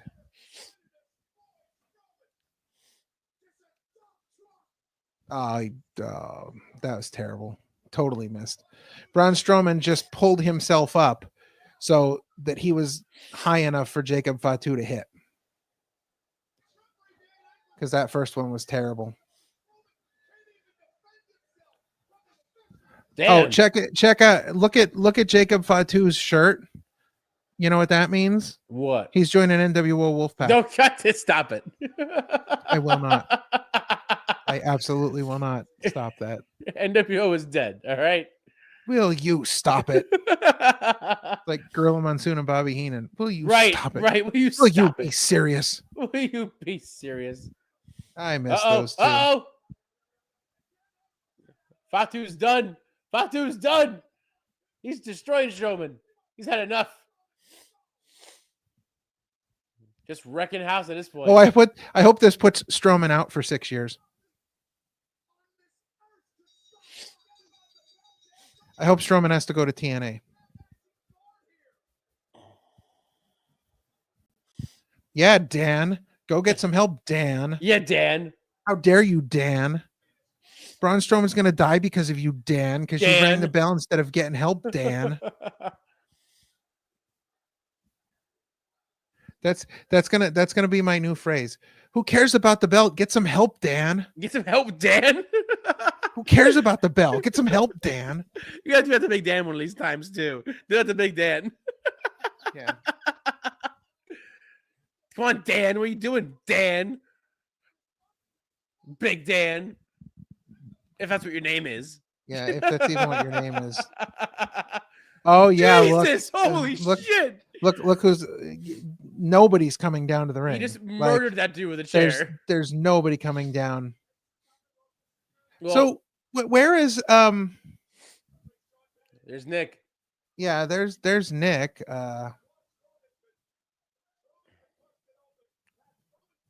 Strowman's bleeding.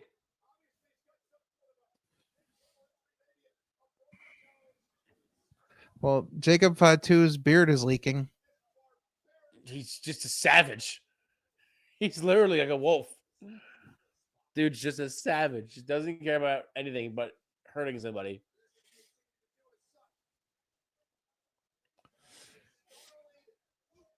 That security guard with the frosted tips is really frightening. Like he's scaring Jacob Fatu into not doing anything. Yeah, he's the one taking control of this. Oh! That was a nice moonsault too. The nice moonsault. And I love that, like the agents and whatever are like waving their arms, like "Don't do it, don't do it." Don't do it. Too late. Stop him. The man has criminal charges, and you think that's going to stop him? Exactly. And then Michael Cole of all people suggests we need a stun gun to put him down. What is this? You know, and the crowd bad, chanting one more time. Is this bad WCW ideas? Like we need a stun gun to put him down, like Scott Hall and Hogan or Scott Hall and Goldberg. Baby.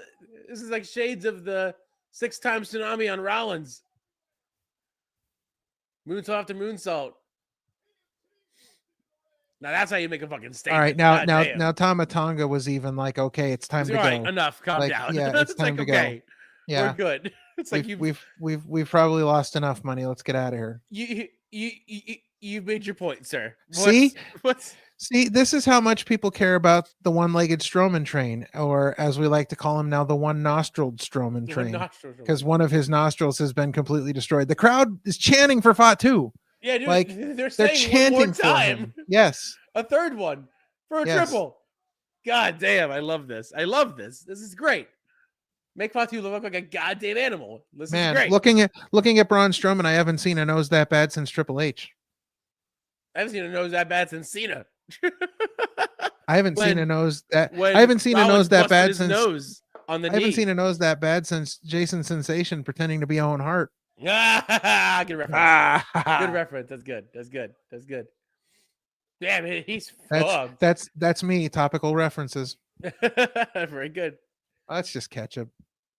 That's just ketchup. He had ketchup packets from Burger King in his pocket. Right. Just gotta. Yeah. Oh, next. Oh yeah, Gunther showing us the workout. The workout, baby. Well, that's it, man. We're up to our main event. Yes, we are. You know, is Jey Uso gonna prove his main event status, or is he gonna go back to obscurity as Jimmy's brother? Just another tag team wrestler, as what Gunther said. Just another tag team wrestler. That's right. That was a great promo too. That was a great. Yeah, promo. I'll just I'll walk my wife to the ring and take her jacket after she's done her entrance.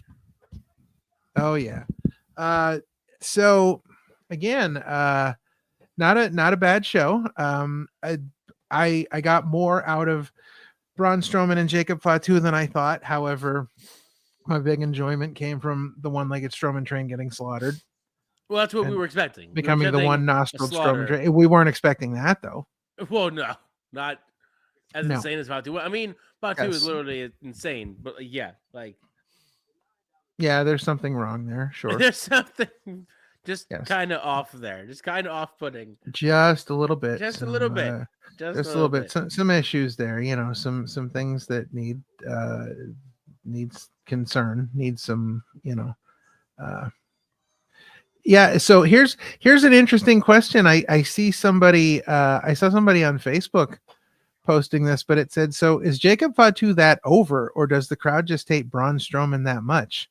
And like, that's like 6 of one, half a dozen of another. I can't decide which I think is more. It's a mixture of both.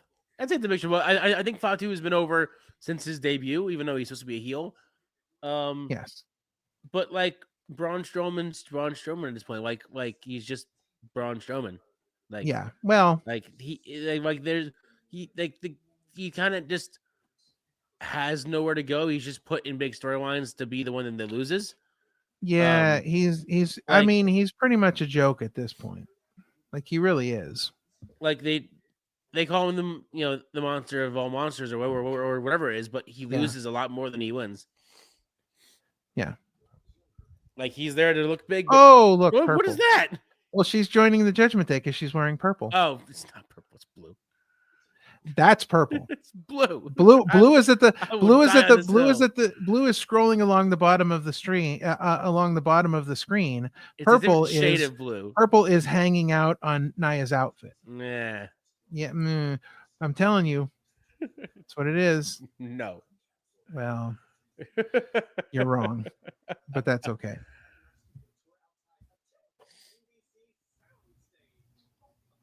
Well, I mean, it's been a pretty good show. I've been enjoying myself. I'm having fun with it. It hasn't been terrible. I just love how these kind of shows that just flow. I just love match. It flows easily. It's an easy watch. I mean, I love that kind of show. I do kind of like that to a point, but I need something else. I don't think I can continue to enjoy the show as much as I, have enjoyed the show. I need something a little more than just the wrestling. I mean, I get, I get we're doing the old school feel, but even then, like even in the 80s, they cut promos and they did something other than the wrestling. So I need to see something more, because if we're just going to have, and again, this goes back to them not like these matches don't mean anything. Like titles are not changing. I can't look at any of these matches and realistically expect a champion to lose. So if I'm going to just get these matches that are really for nothing, then, I mean, think about, okay, so Nia has been going on and on about how she's going to win the Rumble, and she's been making such a big deal out of that. And then all of a sudden, just because she attacks Rhea at Raw, they sign the title match for Saturday night's main event. Right. And, all of a sudden they just sign it for Saturday night's main event, and she gets the title match and she loses. Right. And so now, like, any thought of Nia ever having a shot at Rhea's title is gone. Right. There you go. The Brain Busters, the former Mean Gene.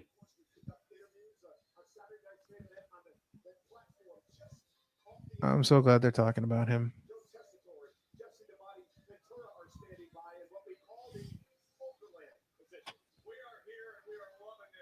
Oh, geez.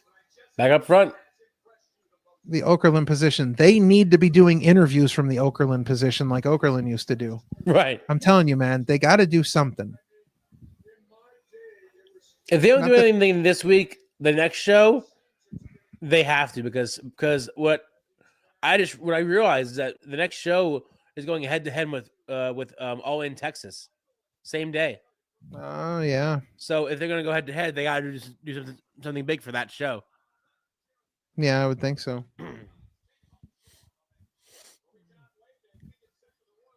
Because that's when the next one is. It's in March. It's I believe the same day as All In Texas.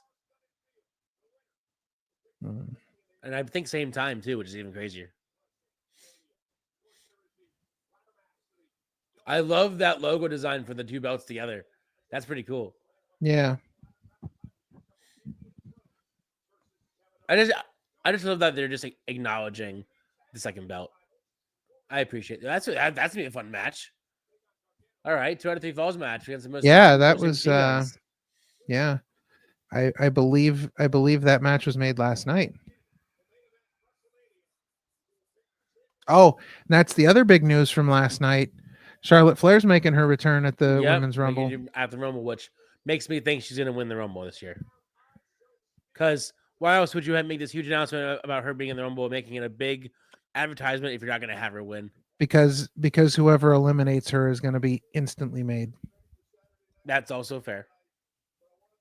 That's a fair statement.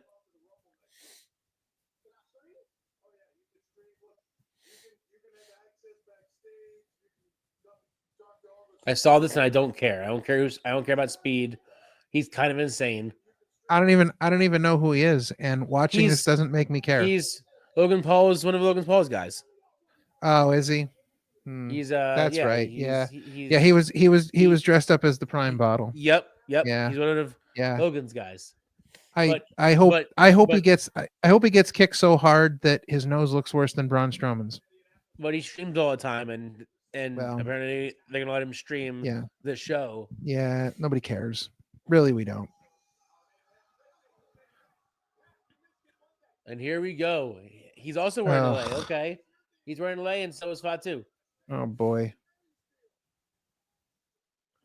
I wonder what that's all about. There's got to be, because they've never worn them before. So there's got to be something. There's got to be something going on, or some sort of significance. Jay's wore the Lay when he faced Reigns for the belt as well. Like he also walked out with Lay as well that night too. Yeah, but it doesn't make any sense that both he and Jacob are wearing them, and now he just broke it.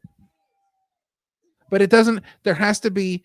They wouldn't have the two of them wearing it unless there was some sort of significance, because they were exactly the same, just different colors.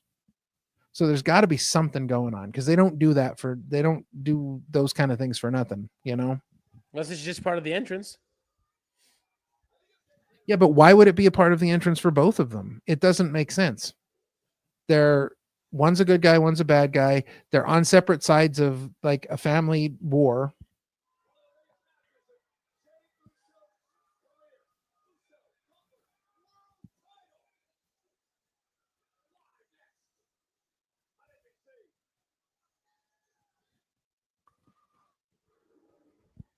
All right. Well, so glad we came back from commercial for that. And now we're back to commercial again.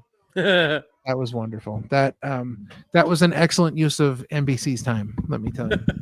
It was fantastic. All right. So let's talk about this again, since we're just about to hit our main event. If you have not checked out our channel recently, we've got some great things coming up. Tomorrow we have our interview with Deuce Ex Machina, excited.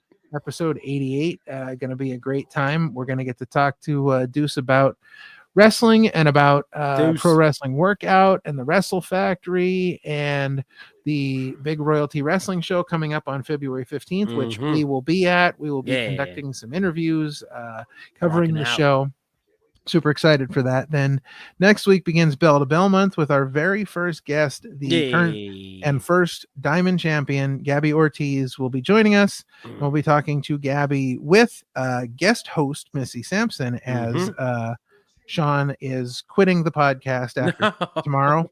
He has decided that he is moving on to the world of competitive tiddlywinks. So I will be hosting with Missy Sampson next week as we talk to Gabby Ortiz. The following week, Becca Wiley joins the show to talk about wrestling and Bell to Bell. So we're super excited to have Becca Wiley on the show. And then 2 weeks after that, episode 92, which again, we're just announcing tonight for the first time. Episode 92 with Big Daddy Adriana Mosley. Again, another Bell to Bell superstar, veteran of the ring. We're excited to have her on the show as well. It's gonna be a fun month, and you notice that there's an episode missing in the middle there. So we're kind of keeping that one under wraps for now. We'll be updating you all with that episode coming soon, but we're keeping that under wraps for the moment. But yeah, so tomorrow's going to be a fun episode. Super excited. Super excited. It's going to be great to get to talk about some of the great things going on at the Wrestle Factory, Pro Wrestling Workout, which Deuce is a huge part of, and just kind of getting ourselves ready for February 15th. Chivalry is Dead, presented by Royalty Wrestling. It's going to be at Sellersville, PA. It is a 7:00 bell time. It's a great Sunday night show, so we're super excited for that. We're going to be at the show. We're going to be covering the show. We're going to be doing interviews. We're going to be talking to people. It's going to be a lot of fun. Royalty Wrestling is one of these things that, I think it's, I don't know how to say it. It is Chikara-esque. It is like, like cosplay fantasy wrestling, because it's got its own status. It is a medieval themed wrestling company. They don't have belts. They have the Holy Grail. It's a whole thing. You can go to Royalty Wrestling on YouTube, where you can see their last two shows to get yourself prepared and ready for Chivalry is Dead. They will be having 4 qualifying matches, and the winners will be facing each other for the Holy Grail at the following Royalty Wrestling show. So we're super excited for that. It's going to be a great show. I can't wait to see something so like out of the norm for me, like so out of the box, so like just so different from what you're used to for a wrestling show. I just can't wait. It just seems like so much fun. Just so much fun. All right. Well, it is main event time. Jey Uso's hanging out in the ring, awaiting the champion. There we go. Gunta. The ring general. A champion we can all be proud of. Damn right. That's my champion right there. Yeah, don't touch me. Yeah, exactly. I love how you don't you dare put your filthy hands on me. Go away from me. Yeah, he's like, get away. I don't need this. Don't touch me. So, how long do you think until Giovanni's released? Till what? Till Giovanni's released. Probably the week after Mania, because I think they'll probably wait to do, like, you'll get the after WrestleMania releases, the whole round of releases, right, and I'm sure he'll be in it. They've repackaged him once, destroyed his career. That was it. Apollo Crews will probably get released this time. Let's see who else. I don't know. I'm trying to think who else I think might get released. Not that I want them to lose their jobs. It's just but they're not doing anything. The names aren't being used. Yeah. Was there a reason why they had both mics in the past, or was that just the look? No, there was never a reason. It was just the way, just how it was. Yeah, I'm not really sure why that was. It was a boxing thing first. Oh, okay. But I don't know why that is. I wonder if it's even on, like, the other microphone. If it's even if they're both on. I think they used to stand in the middle of them, and both mics would pick them up. Right. Makes sense. The ring general. So shiny. I mean, it's a decent looking belt. It's not as good looking as my pro wrestling workout title. Right. It's still pretty good. Get him. That's right. Break his face. Just do Get him, Gunta. What Fatu did to Braun. That's Jesus. Right.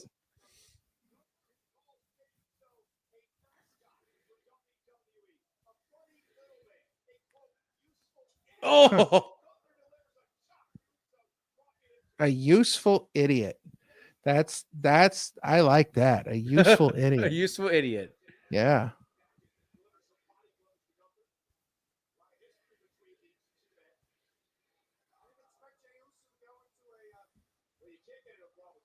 Oh God. I wonder Jesus.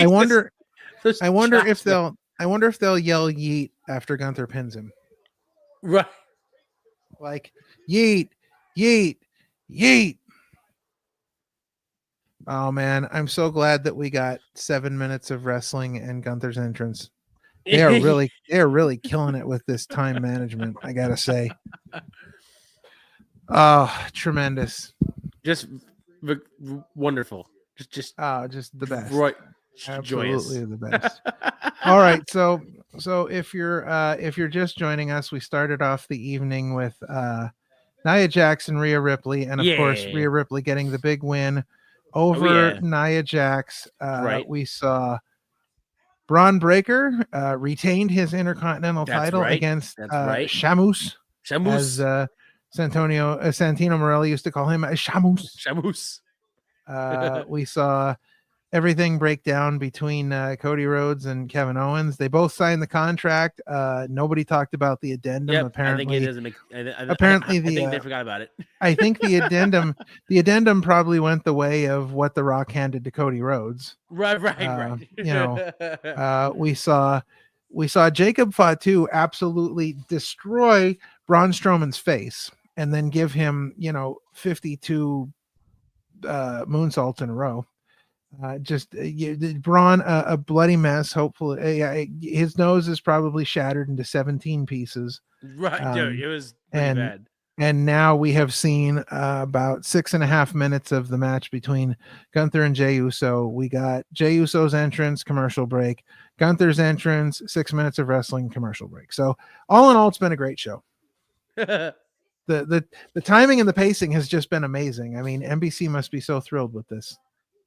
I'm sure they are actually thrilled of this because they're getting money either way. Yeah, from what I heard, they weren't. They weren't tremendously happy with the numbers on the first show. Oh, the rating, the number of households that had viewed the show. They weren't necessarily thrilled with that. If it's on Peacock and not NBC, does it count more towards Peacock or towards NBC, or is it all the same? Well, it's like it's like the Nielsen ratings. You get the number of households that are watching it on NBC. I mean, as far as Peacock goes, it's not really about the number of people that are watching it on Peacock. It's more about the number of subscribers. And so like the programming on there, like Saturday night's main event is really, the majority of it is for NBC.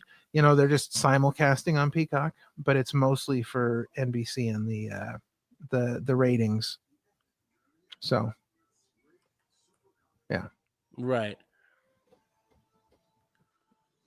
Well, again, I mean, it's been a decent show.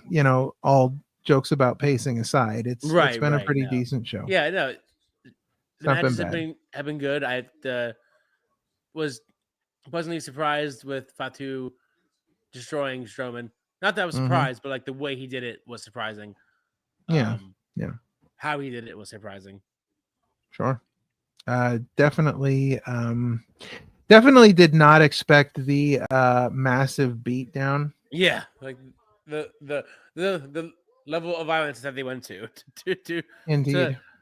To make Fatu look like a beast, even though we already know he is, but now we know he is. Yeah. We knew when he debuted that he's a beast, but now he's like, okay, I see you now. Like, indeed. Okay, gotcha. Yeah. Now we know what to expect going forward from the more than likely the tribal wolf. Yeah, the tribal wolf. No, that's if you go on to his shop, one of his most recent merches, it says the tribal wolf. I'm not lying to you. I'm not lying to you. I don't know if that's what they're gonna call him. Actually, that's why they put it on there. But on the shop, there is a shirt with the tag, the tribal wolf. So maybe shades to come. Who knows? But maybe that's gonna be his new moniker, the tribal wolf. Oh, just keep chopping him to death. Just keep. Damn, or just kick him in the face. That's cool too. Just a boot for your troubles.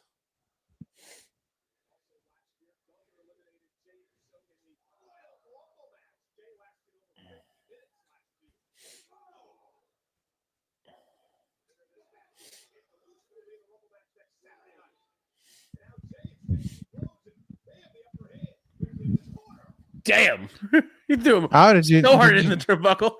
Now, did you hear that? They said the winner of this match will be the champion. The loser of this match will be in the Rumble next week. So I'm guessing if Michael Cole just said that. So I'm guessing that if Gunther loses the title tonight, he's entering the Rumble. And if Jey loses the match, he's entering the Rumble. Sure. I mean, I wouldn't be surprised if Gunther showed up anyway, just because he wants to do whatever he wants to do. I wouldn't be surprised. Yeah, if maybe. He was still in the Rumble.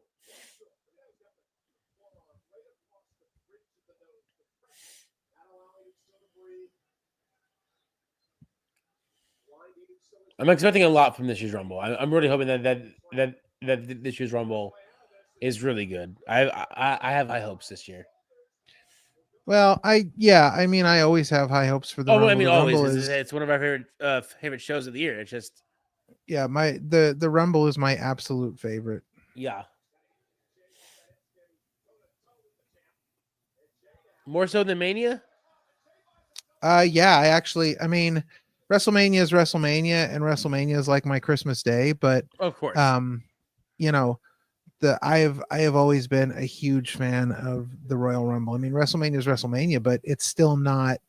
It's not the excitement of the Royal Rumble. Right. It's not the excitement. It's not the surprises of the Rumble. It's just, yeah. I always get super excited for the Rumble. I can't wait till next Saturday. I'm gonna spend the day watching old Rumbles to get ready for the Rumble. Of course, the very first Rumble I'll have to watch is the 1992 Royal Rumble, which is still the greatest Royal Rumble of all time. I just watched a video on that today about it being yep.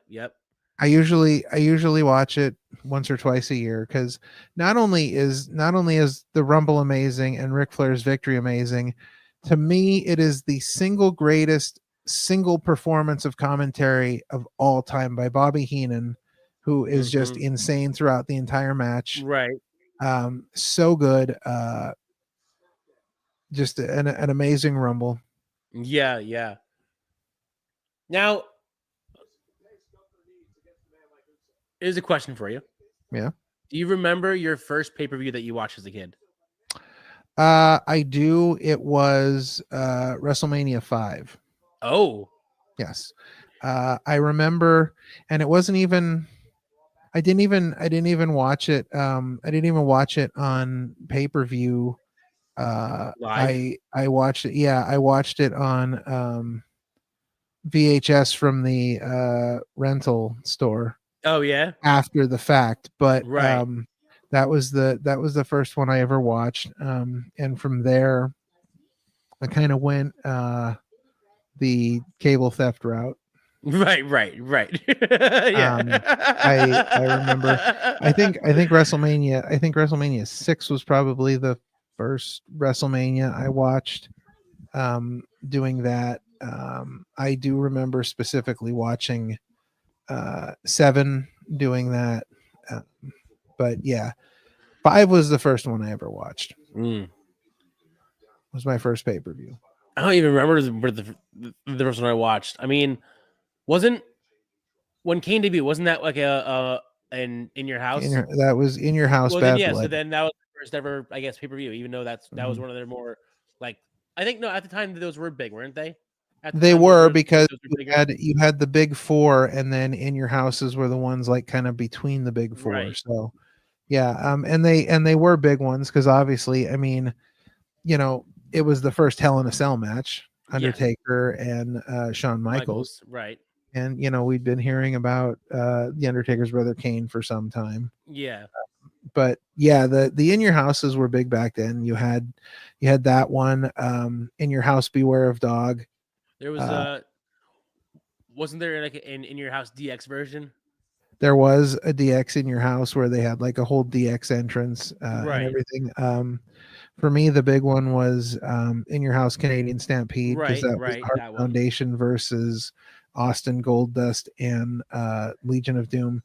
That is my favorite entrance of all time, the Heart Foundation's entrance that night. Oh yeah, like the whole, because they all come out separately, and they all come out to like massive ovations. Like even Brian Pillman, when the British Bulldog comes out, he comes out with his wife, who is announced as like Miss Calgary or whatever she was. Like the whole thing is just extremely impressive. And then when Bret Hart comes out, like the roof explodes off the place, because you have no idea how popular Bret Hart is in Canada. Oh, he was, dude. He still is. Where he can be hated in USA, but he loved in Canada. It's not just wrestling fans. No, like, it's everyone. It's like fans. Yeah. They did an interview in one of the magazines up there years ago, and he was in the top 5 Canadians of all time. Like as oh really? Oh yeah. Oh, Jesus. So I went up there for a show one time. It was in Windsor, Ontario, Canada, and it was Border Championship Wrestling, which was a company run by, and still run by Scott D'Amore from TNA. And they were having it was the very first Hart Foundation reunion since the 80s. It was the first time Bret, Jim the Anvil, and Jimmy Hart were all in the same place together. Right. And So I went up there for that. And when I get across the border, I'm going through customs. And of course, they ask you what you're coming to Canada for. Right. And I said, well, I'm going to a wrestling show. And somebody said, a wrestling show? Are you going to see Bret Hart? And as soon as they said Bret Hart, literally every customs agent in the building looked over, and they all knew, every one of them knew about the show. Everyone knew who that was because it was Bret Hart going to be there. Right. So that was pretty incredible. That's funny. Yeah.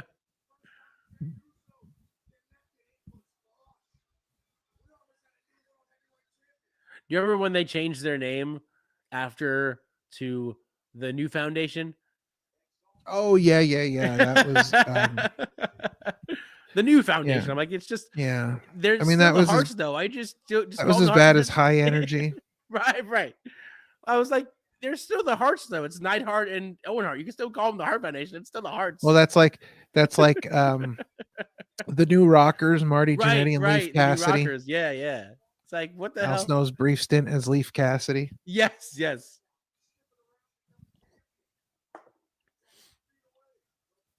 Another random team that I just thought of that were great was Head Cheese, Al Snow and Steve Blackman. Yeah, I mean, I love them. They were hilarious. technically not their name, but do you remember the name of their mascot? The guy that wore the big piece of cheese, he was the big giant piece of cheese. I don't know. His name was Chester McCheesyton. Right. Chester, yes. Chester McCheesington. Yes. Yeah. Oh, I remember that. I loved it so much. Oh, this is great. This is amazing. Listen, as much as I love my serious wrestling, I love me some goofy ass wrestling. Oh, absolutely. William Regal and Tajiri when William Regal was so good. The GM. Good. They were so great together. They were so good together.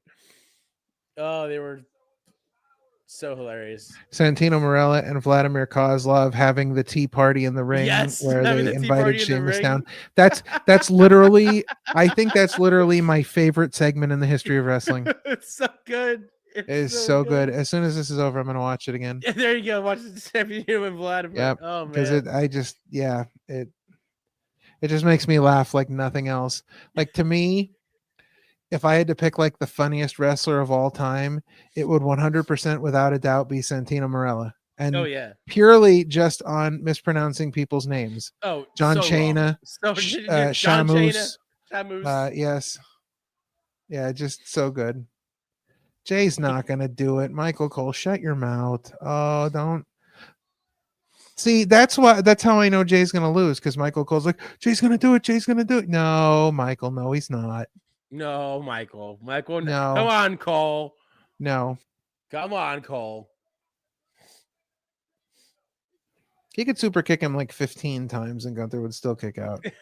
Right. Boy, that was a weak spear. It was definitely not the spear we saw from Braun Breaker earlier. 2 count. That was 2. As Bryce Remsburg would say, 2 9/10. Yeah, 2 9/10. That was. Yep. He always used to say that when he would be on commentary for Chikara shows, and really? that always stuck with me. 2 9/10. Yeah, 2 9/10. Because when people say 2.5 or 2.9 or 2.999. 2 9/10. 2 9/10. Oh, I can't wait until he loses this match and shuts this crowd up. There it is. Yes, give him the double power bomb. Yes. I love the roll through. That's the best part of it. Dude, he stacked him. He yes, made sure. Yes, and he did not just win that match. He dominantly won that match. Oh yeah, he dominantly won at the end. He slaughtered him. And what's great about that is he stood in the ring and he said to Jey Uso, "You are not on my level," and he was absolutely right. Jey Uso goes back to being just another great tag team wrestler. Another great tag team wrestler, man. Just another great tag team wrestler. He should get that on a t-shirt. Just another tag team wrestler. Instead of main event Jey Uso, it should be mid-card tag team Jey Uso. Right.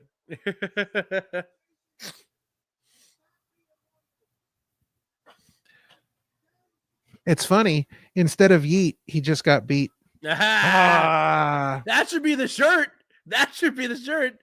I like the simplicity of I know beat. it's just simple. I get it. But we could do like a special Saturday night main event version of it. Right. And we could do Gunther's face with the glasses on. Right. And it could say at the top, "You just got," and then the glasses would say beat. Yes. Yeah. Yep, and we're not gonna get anything extra because we're watching on NBC, so we've got to cut immediately at 10 o'clock. Yep. So we're getting nothing extra, but Gunther is walking out, watching a deflated the triumphant champion. Yeah. Oh, what is? Oh, never mind. The time for nothing. It went away. That's it. They were showing something with Sheamus, and then all of a sudden it cut out on Peacock. All right. An interesting Monday Night Raw, or as we were Saturday Night Main Event. It was not bad at all. No, I don't think so bad. No, pretty Not good. at all. Decent show. So remember, catch us tomorrow at 3:30. Our exclusive interview with Deuce Machina X. Then get ready for Bell to Bell month. It's been fun hanging out, watching Saturday night's main event. That's right. So for Parma Sean, I'm King Ralph. That's going to do it for this special edition of Chillin' with the OC, Saturday night's main event. And we will see you tomorrow. Deuces.